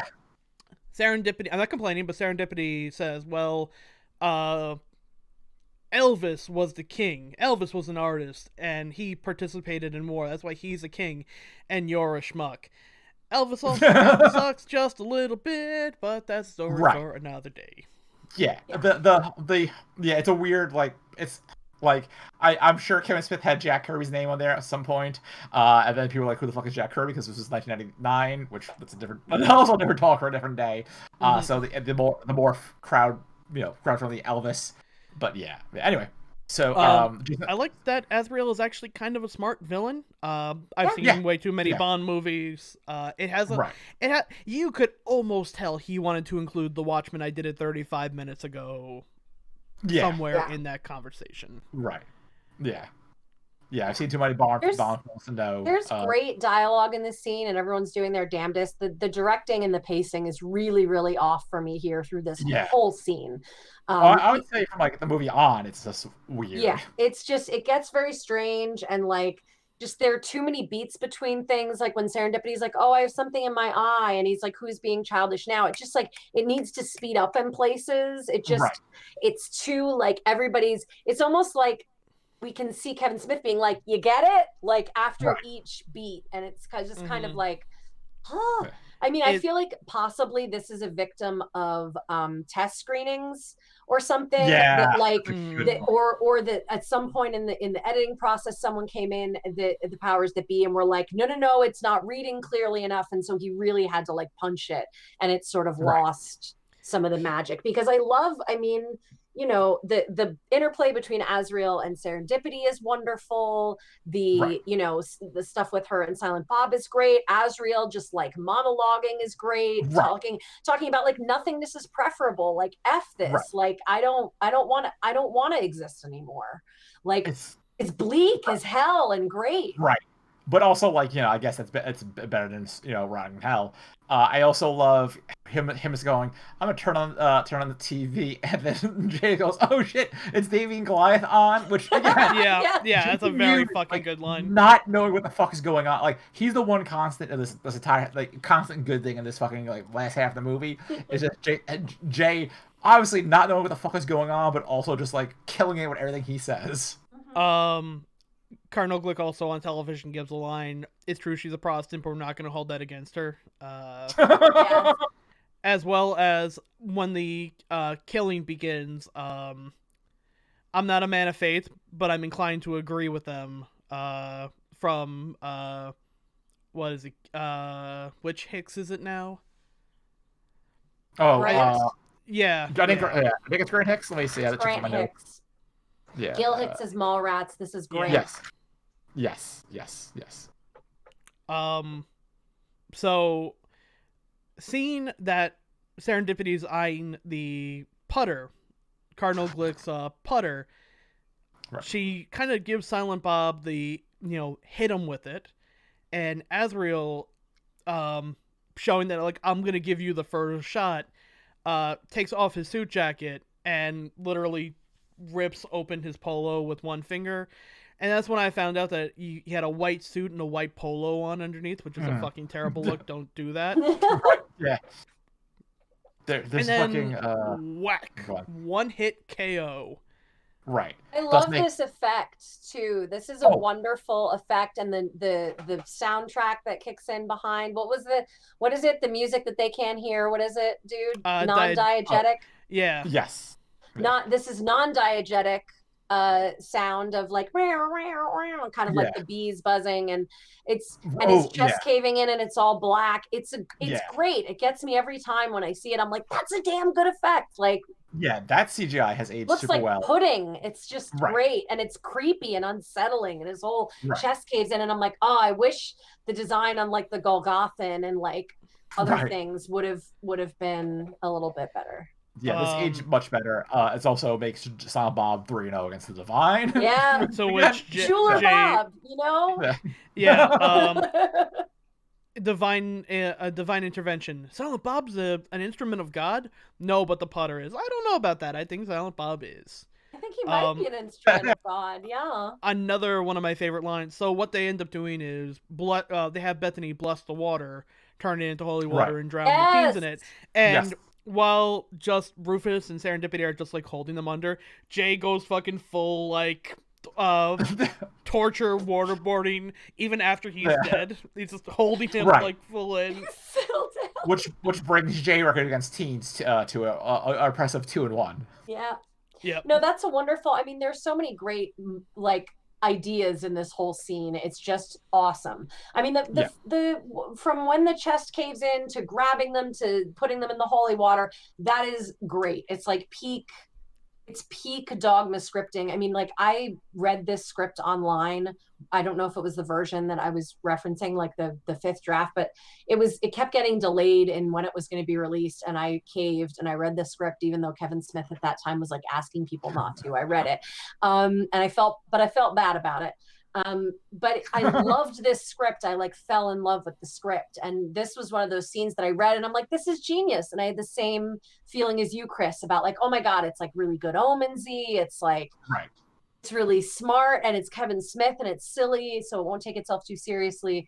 This is one of those moments where you kind of see like, if this movie had had a little bit more backing, less protest, more support, I think it could have been really, really fantastic film instead of just a really fun kind of watch. The whole fucking world's against this dude, I swear to God, is still one of my and it's a line we will see repeated. It's still one of my favorites. Right. So we cut back to where the church ceremony is, in which our angel friends would be, walk in, prove God's fallacy.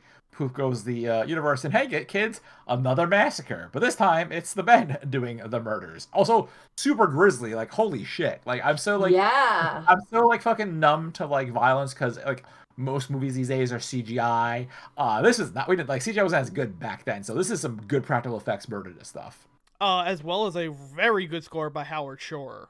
Like, nailing it. Like, to the point where if you saw this, you would think you'd be watching a different movie. Right. And then Matt Damon complains about not being able to jerk off. Right, because he's as drunk as fuck. Yep. Yeah. So, yeah, the God Squad's here to fucking, to put an end to this. They're like, it's ready we got our wings cut off, we're gonna walk there, and the cops are gonna show up and shoot us on sight, which, I have written down, is like, betting on cops shooting on white people is a high risk, high reward scenario. So I wrote down your white bar will be the cops won't gun you down. Right. Yeah. Tom and I one brain. Did we skip over one of the best lines in the movie, which is when they arrive on scene and see all the dead bodies everywhere, and he said, "People wonder why I don't go to church anymore." And they make another things like this don't come flying out of the sky, and another person gets dropped on them. Yeah. I think that was the cardinal who actually gets dropped. Yeah. Loki's reaction to seeing the Muse is exactly how I get. That's how I greet people at a convention when I'm drunk. The Muse! Yeah, Oh my God, it's the Muse! Yeah, but Matt Damon's just happy to see a familiar face, and it's so good. He's so sweet in this scene. Matt is just kind of adorable and lovable in this scene. Which is this whole part really bugs me because I don't understand why they aren't just destroying Bartleby's wings and then shooting him in the head before he goes in the church. Like, they're like, you can't kill him. I'm like, he hasn't gone through the arch yet. Like, you just need to dispatch his wings, make him human, and shoot him in the head. Done. Right. I guess. Very strange. I guess a lot. Well, I guess since he's Superman, Angel, Batman, he can't. Like, they can't overpower him, I guess. I mean, also, but Jay shoots the wings off. All they need to do, he goes out of bullets. He very clearly says out of bullets, I guess, because they're trying to explain this. And I'm like, could we not pick up one of the pieces of like wrecked cars around that's like jagged metal and just draw it across his throat? I mean, anything. This is the end of the world, guys. Like, get in there. I do like Jay screaming, "Hey, Big Bird, count the shells," because it's a dumb joke, but Jason Mewes sells it like it's the most badass thing anyone has ever said. I like living that out they his like action tell hero him fantasy. 3 fucking times, don't shoot him, don't shoot Yeah. him, Don't don't shoot shoot him, him, yeah. shoot him. Right. Bartleby unveiling his wings at like the church pew Yeah. is genuinely fucking good cinematography. That is a Yeah. genuinely Yeah. really cool scene where the score really takes it and just like I feel like Yeah. he envisioned that scene for a long time and nailed it. Yeah, it's Yeah. great. It's great. I love their armor too. I love their like random silver armor that they have. It's great. Yeah. It feels like a very good The whole marriage time. between modern day and like Well, I feel like I'd see that design in like a gacha game or in like fucking RWBY or something like that. well, you know, their Kind of costumes is. through the whole thing, all the angels wear hoodies under jackets. Mm-hmm. So Bartleby, Loki, and the Metatron all have that hoodie like hanging out, the hood coming out over a jacket. And that I remember that they talked about the costume designer did that on purpose to look like the kind of hooded robes that the clergy wear in old like Oh. medieval paintings and stuff. That's really clever. Okay. Yeah, so I thought that was a super clever move, and also like I just started doing that with my hoodie after I saw this movie. But you know, I do think a lot of the costume design is really like economical and smart. Yeah. Right. Yeah. So we can have a little sad scene because Bartleby done kills Loki now. Oh no. This was awful. Yeah, that hurt. Oh wait, you know, awful in terms of like. Oh yes. I was. Just I was the it's a good scene. betrayal, But, and he's okay. so cute, Yes, and Loki's so cute and emotional. human. Like right. Emotionally awful, but like a good scene. Yes. yes, that's what I mean. Yes, Yeah, yes, absolutely, Yeah, not okay, I was quality like, wait, wise. it's a And bummer. It's a anything bummer where scene, but yeah. Ben and Matt get to Ben and Matt at each other at this point Yes. is just Right. wonderful. You know, it Right. just really you believe their relationship 100%. Right. Yeah, it's very when good. He stabs him in the and stabbings. Like I feel like Yeah. stabbing is really underrated on screen. Like a lot of times they'll do like stabbings or people fighting with swords, you know, as like a we're not using guns thing. But like stabbing is awful. Like when you think about it, like I mean, this is ugh, and you're right up close to the person, and it's like it's just really intense. So It's intimate. you know. It's very, very intimate. It's really intimate, and the way he does it is really intimate. When he stabs him up and under like his lung and his kidney or something, it's like oof. Also, you kind of have to assume that because he doesn't go right to heaven, ends up going to hell. Yeah. He didn't go through the arch, so he had all of his sins, all of those murders on his conscience from the boardroom, from shooting on the bus, like. Yeah. Unless we believe a Deus Ex Machina occurred, which you know what, could not out of the question. So Jay wants a hand job. right. It is the end times, and as they promise, if the world ends, her and Jay could fuck. Which then it's a weird way of Jay getting explaining the big reveal John that Doe Jersey the old man. No, Jersey is God capture is God the is little suspended animation ham-fisted but it does lead to another one of my favorite lines where he says something really ham-fisted like I'm not gonna go out like fucking John Doe Jersey guy and she goes what do you mean, and he goes so I have it's written down, make with the love, it's a nice way to say boning. That delivery is so fucking good. Right. So Bethany has the realization that John Doe Jersey is God trapped on Earth, runs with Silent Bob to go take him off life support and get him back into heaven. Jay is probably semi-chub and trying to get his pants back up. Where he unloads on Bartleby after being repeatedly told not to shoot the wings. No more bullets. Oh, another line I have written down here. Think of something. I already did, but I need 2 of us.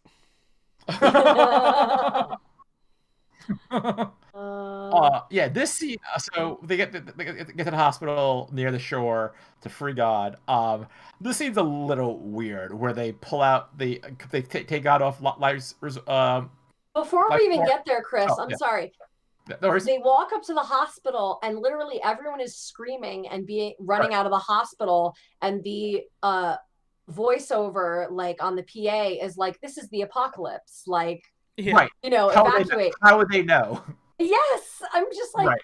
this is weird. Like, Right. I feel like we're missing a piece. Maybe something got cut for time. Right. There are a couple of instances of that in this movie, so maybe Right. this is it too. But But it like, is bizarre. it's just one angel at this point now. It is kind of weird, you know. And it's happening like Yeah. a few blocks away. And like, why would you think apocalypse just because somebody is killing people? Like, Yeah. I don't, It's a weird, like, I don't know. yeah, I'm sure like Smith didn't put too much time into it, but like, It's all right. yeah, Listen, yeah. shit happens. Very hand wavy. But yeah, they pull God, and then God returns to heaven, but in the process zaps. I don't understand why God would violently return to heaven and zap Bethany with God. Yeah. The God fire just is like this crazy, like almost like Street Fighter 2 sort of lightning bolt. Yeah, God sonic booms. I had a rating for Mortal Kombat, but yours works too. Yeah. It's Mortal Kombat is probably even better. I'd like to think that it's just kind like of the same in my mind, those two. Similar to how God can't talk without blowing their ears off. Like the deity's power in human form is just too much. Right. So Bethany this rides was another the lightning. thing that I think was changed, actually. I think that they had to add that effect in and make that what happened. Oh, yeah.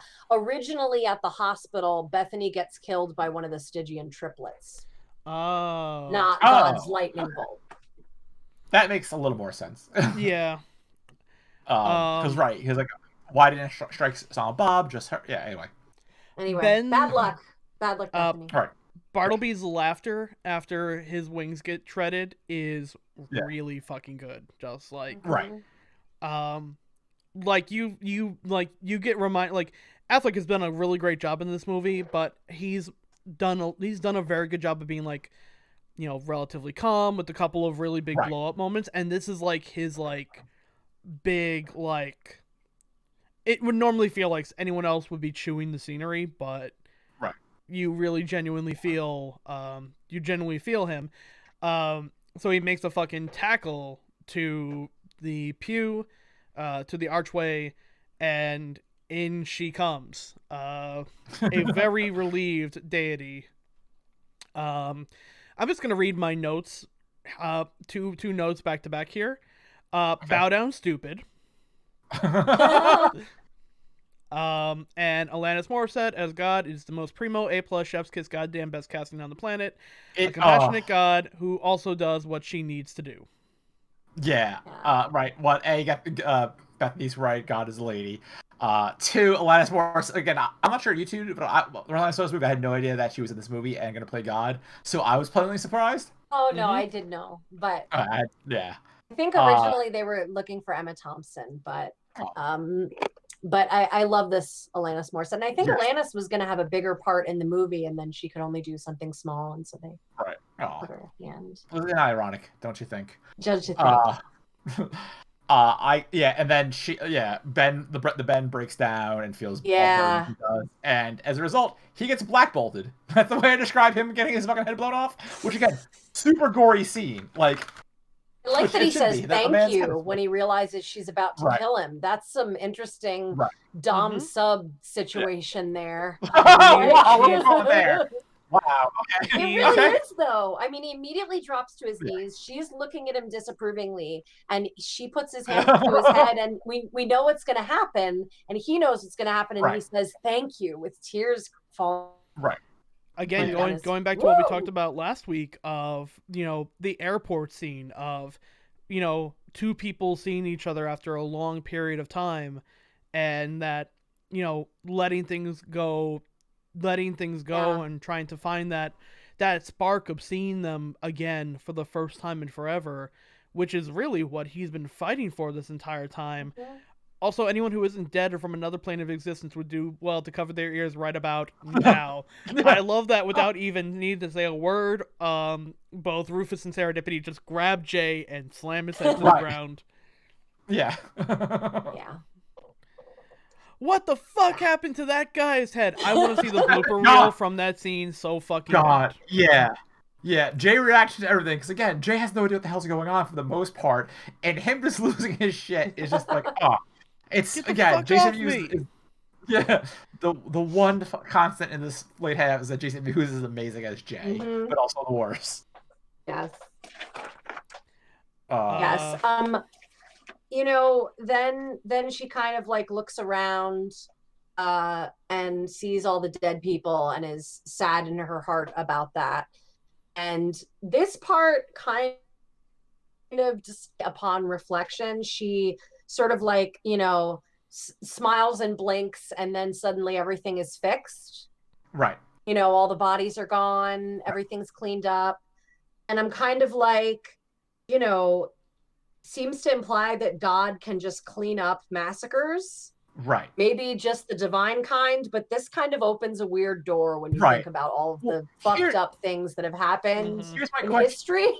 So here's my question though: did she actually like retcon all the destruction, or did she just clean up those people who are still dead? Because if it's the Yeah. later, then, okay, well, you know, it just Yeah, made you mean just like body disposal? right, yeah, right. It's I like don't know. The feeling I right. kind of got was like it undeaded those people, but Right. maybe I'm Yeah, wrong. I agree, but yeah, it was first time I was like, oh no, she's undid everything. But you're right. Why would she just like yeah? It's a weird, just like but at that same point, would that mean both Bartleby and Loki went like right to hell forever? Like it opened it looked right, really good for a scene in the last 2 minutes of a movie, but the right, more you think about it, the more questions it raises than Yeah. answers. right. And you know I Yeah, think what? Bartleby and Loki did go to hell, by the way. yeah, I'm Yeah. on team Bartleby and Loki went to hell. yeah. Um, yeah. Which is fine because now Azrael has some friends. Unless God is maybe rethinking this whole like incentive policy, which I think God, not to tell you what to do, God, but from a purely like project management standpoint, like you're having trouble with these people who basically you have demons and angels that are like, I'd rather exist in nothingness than this game you have set up, and I'm tired and Oh, it's been millennia. Like you need to work that out and get some incentives in there, something, some stock options, something to like. Apparently, Yeah. we learned about Loki and Barnaby proper in Jay and Silent Bob reboot. So, So later join Oh us this in really? year, December. Oh my God. we will, Okay. yeah. And I yet mean, another if you reason want to I watch need it to now, watch that movie. it's on Amazon. I will wait until it's our Yes. time to I watch am that. purposely Yeah. waiting on watching it until we're doing it for this Yeah. podcast because I want it to be Yes. the culmination I of had someone everything. spoil a part of Right. it for me, but it was beautiful. And if they play it even halfway decent, it's going to be very satisfying. So I really need to watch I that. only know about I only know about like one little like casting stunt, which I kind of want to say, but like, aside that, I have no idea. Yeah. So, which again, Kevin Smith not being a nerd, Silent Bob walks in holding the body. I think this is a dumb like Superman The Crisis on Superman Infinite cover with, Earth. yeah. Yeah, holding. I mean, dead it was, Supergirl. I think the Oh, I first thought it one was was. Jean Grey and Cyclops. Oh, But maybe shit. I think Jean I- Grey and Oh, okay. Cyclops Okay. was before the Superman. You know but what? You know what? Those are the two. Yeah. You know what? It's the Yeah. trench coat that made me think of the cape. Totally. Yeah. No, so- and I mean those are the two that people cite when they do Right. this Yeah. this image of the carrying the person. Yeah. Well, It's also like the Pieta. Yeah, it's the Right, Pieta. yeah. If you want to go. Again, Yeah. Christ I'm trying to think of allegory comic Yeah. book. It's not uncommon, but that's definitely supposed to be reminiscent of Mary holding Jesus. Mhm. I think it's like one of those like happy coincidences that it managed to tick both of those boxes off. There's a Yeah. great line. One of The the nerd drawbacks and to the being theology boxes. one of the Yeah. drawbacks to being a martyr is she has to die. Really, Right. if we had another like hour to this podcast, I think there could be a lot that could be said about how really theology and comic books really kind of go more hand in hand than I think people realize. Oh, for sure. And like it's really, when you think about it, no shit this movie was going to be good. Kevin Smith Right. grew up with both of these. Like, it's the perfect Right, marriage yeah. between the two of them. Yeah. So we really got to see almost in real time about how God did have a plan, and that plan Right. begins and ends with Jay and Silent Bob taking them from Jersey all the way to Illinois. The fact that they're Yeah. out there is really like, if you need proof that God does have a plan, even if it seems weird and pointless at the time. Yeah, there's Right. Weird and pointless also feels like a Jay and Silent Bob description. Yeah. Why are we here? Boop. Yeah. Yeah. Originally, that line was going to be plastics, which is a weird reference to The Graduate. Yeah, no, Yeah. I'm going with the burnt is a better. The work is fantastic and It's wonderful, cute. and I'm It's very assuming fun. Yeah. Bethany is okay to hear that work and not have her Right. head cave in because I don't know, Yeah. psionic powers That. Oh yeah. or a Yeah. work doesn't count as God's voice. Yeah. I don't know. Right. Yeah. I'm gonna go with that one. Okay. Also she's pregnant now with the new the last ion. Yeah, the wording around that pregnancy was a little bit dicey for me because he Yeah. said, now this is the last scion. I'm like, dude, if she just got knocked up, that is a pregnancy sac. There's nothing in there. Like, Yeah. could we get a will be the last scion? Now this will be the last scion. Like, come on. Could be, right. They're so good about like abortion stuff in this movie. That seemed like an oversight for me. Yeah. Yeah. Are you saying you believe? No, but I have a good idea. I have a good idea. Right. That's a good line. That's a good line. I Movie is also- now up in heaven. Yeah. Sorry about that. Oh yeah. I also love the fact that Jesus like, yo, God gave me half a chub. Just to cement the fucking fact that Jay is the worst. Mm-hmm. Oh, and then also going back to just to remind you whose world you're in. We gotta tell you the fucks at the quick stop. Yeah. So yeah, movie shirts are now up in heaven. Right. We would have to go to the comic, I believe, to see what would happen with Bethany, Jay, and Bob. To take us to our next film. Yeah. I love that Brian O'Halloran and Jeff Anderson. Anderson, yeah. Yeah, okay. I'm terrible with names, so I second guess myself all the time. Right. I love that they have the same character card in the credits of the film. Yes. The choice of the end credit song, Alanis Morissette's "And I Love You Still." It's just still, but what? yes. Oh, yeah.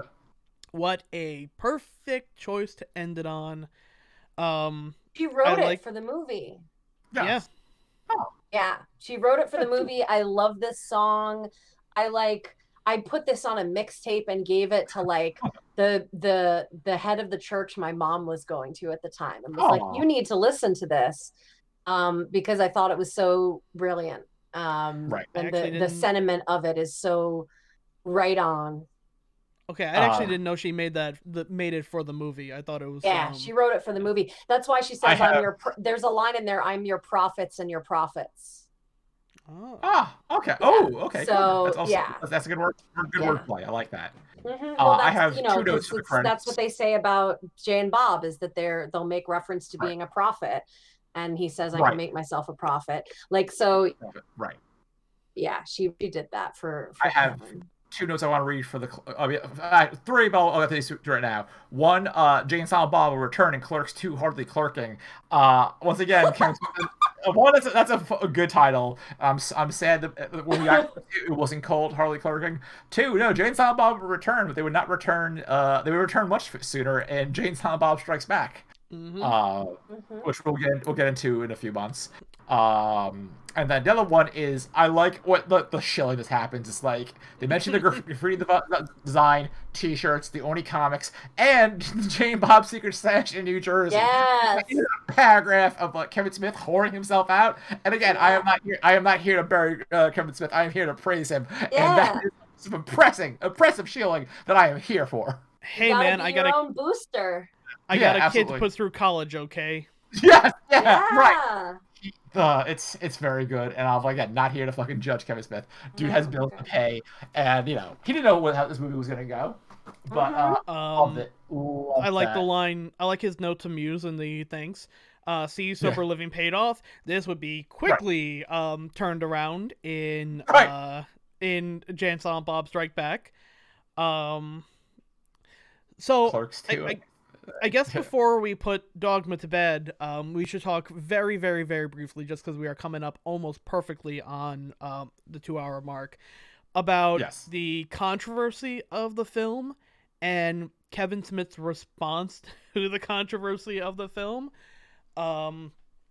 So the Catholic League, like Kevin Smith did end up getting a couple of death threats from people, but Right. the Catholic League wanted to boycott the movie because of, well, everything. Despite it being a very pro-religion film, Yep. it really just showcased how like reactionary and stupid the church was being at the time. But at the premiere of it in New Jersey, he had heard that people were going to be protesting the movie on opening night. So it was who joined him for that? Was it Scott Mosher for Probably. I'll check it out real quick. Some research. They're like, we gotta go protest our own film. So they made very intricate design. Like, they spent a day at Joanne's just getting all this shit, a day at Michael's just like glittering it up. Right. And they made one of the signs was "Dogma is dog shit." It's dog shit. That's so good. And went to protest the premiere of his own film, and he was like, I didn't know what to expect. I was expecting like 30, 40 people with signs, angry, and it was like 9 old women praying. And the news who were there, and they're like, is that Kevin Smith? And he's like, ah, shit. That's not the first time Kevin Smith shows up to counter one of his own protests. We'll get into that when we do Red State 6 years from now. Yep. Yeah. And they asked him, like, are you Kevin Smith? He's like, no, I just came out here. I haven't seen the film, but I heard it doesn't stand for, I don't think it stands for anything positive. That Kevin Smith failing to control his own self is pretty good. Okay. We hit the 2-hour mark. Okay. I think we have a question from the audience. We have one quick audience question. It's unrelated to Kevin Smith, but in that same vein, which is if the Cornell trilogy, which is the Nick Frost, Simon Pegg, okay, yeah, we don't explain anymore. A trilogy. We kind of, to a quadology. What should the type of movie be, and what flavor should match it? So confident answer, but no, like, they shouldn't be extended. Like, those 3 movies are very good, and I love Edgar Wright. Edgar Wright, I think, is one of the best dudes working in Hollywood right now. I think it's a shame. Oh no, actually, fine. I take that. I was gonna go on a rant. No, I take it back. There should be a 4th one. It should be Edgar Wright's Ant-Man. That should be the 4th movie. I want to know what Edgar Wright's Ant-Man would have worked like. And I think that being a fucking Hollywood blockbuster superhero movie would have been the dumbest thing, but also the perfect ending to, like, Edgar Wright's rise to fame. Because, like, I know space was a big thing. I didn't know about space until at least 2 of those movies are out. But I love Shaun of the Dead. I love Hot Fuzz. I like At World's End. So if it was just like 3, like, indie-ish, I would say, beloved movies, and then Ant-Man, yeah, sure, that's what I want. I am going to take that conversation, I'm going to put a pin in it, and we're going to hold on to that until we get to Clerks 2. Because spoilers, when we get to Clerks 2, I'm going to be comparing it to The World's End. I don't know how you managed to, like, read my mind of what I planned on doing, but both films are about people past their prime trying to get former glory and the world that fights against them. So I'm going to be, when we start getting into Clerks 2 and potentially a Clerks 3, I'm going to bring up The World's End. Because here's a little spoiler about me. I fucking love The World's End. It's one of my favorites. I love it too. Those so good. Yeah. I love the Cornell trilogy. I love it with all my heart.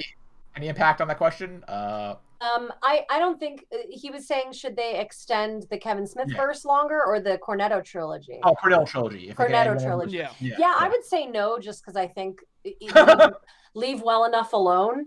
Right, it's hard to imagine. I was really worried when At World's End came out. The World's End came out, that there was how was it going to be as good as Hot Fuzz and Shaun of the Dead? How does lightning strike 3 times? But I thought it was genius, and it articulates a lot of wonderful feelings, like Tom was saying about, you can't you can't go home again kind of thing. Right. Yes. And it's brilliant. And it's the old fart ending when everybody starts to feel like an old fart and you're trying to get the band back together and you're like, but we're old now. It's not the same. Right. I just feel like it's good, you know? If they do end up making another one, I don't think they should make it until 10 years have passed between World End. Because I do think that they do have, there is something to say for someone who was in their, you know, in their 30s and 40s, you know, and you're kind of reliving your youth. But I think it would be better if they said it from the perspective of someone who is in like their 50s and 60s. I think there are stories to tell, and also I fucking love stories about people later on in life. I think we get way too many stories about young people and their perspective. That's fair. I think there's a lot of good stuff to say. And again, this is also stuff that I'm going to be talking about with Clerks 2 and the ideas that have been proposed for Perspective Clerks 3. God. I don't think they're terrible offhand, but I think they're going to need time and a lens to look through them to make them worthwhile. So we're going to do a quick bit of housekeeping and chilling before we get to Among Us. I'll also take a beat break. First and foremost, Edie, thank you so much for joining us for this last 2 weeks. You are a delight, and I'm very excited to have you back next month when we talk about Chasing Amy. I'm very excited. Thank you for making me a guest in your home. I really appreciate it. Your digital home. I hope people watch this and got something out of it. It was certainly so. Also Trevor. And I mean, you know, it's great to talk about Kevin Smith again. So I'm very glad our first guest was a dear friend of mine and fucking crushed it. Thank you. No worries. Edie, once again, plug anything you can. Yeah. So I'm at Edie Helena on Twitter. And I host a podcast with my husband called The Great Dante Read Through, where we read through The Adventures of Nikolai Dante comic series from 2000 AD, which is where Judge Dredd came from, if you know 2000 AD. So yeah, and you can actually buy all of the comics digitally right now at 2000ad.com for 50% off. So if you ever heard of this series or feel like reading about a swashbuckling future Russia epic that's funny and sexy and weird, you know, go check that out, and then you can read along with us. Yes. And you can find Great Dante Read Through on all podcast platforms. Yeah. Okay, so we're gonna go. So for the Among Us crew, we'll be back in a few minutes. I have to pee and switch out some stuff. Oh, do then it. We'll get into that. No, he's dashing to the bathroom. You'll see. We're gonna cut it to the BRFX screen, and we're gonna hold it there for a couple of minutes. Don't worry. Yeah. As soon as Chris is back from taking a tinkle winkle, we'll cut it back over to Among Us. But thank you all for watching, and we will catch you next time. Until then, keep your jorts in check, you motherfucker. I saw those cheddar cheese slip-ons. I saw the fucking things you did. The fucking crimes you wore, Kevin Smith, you piece of...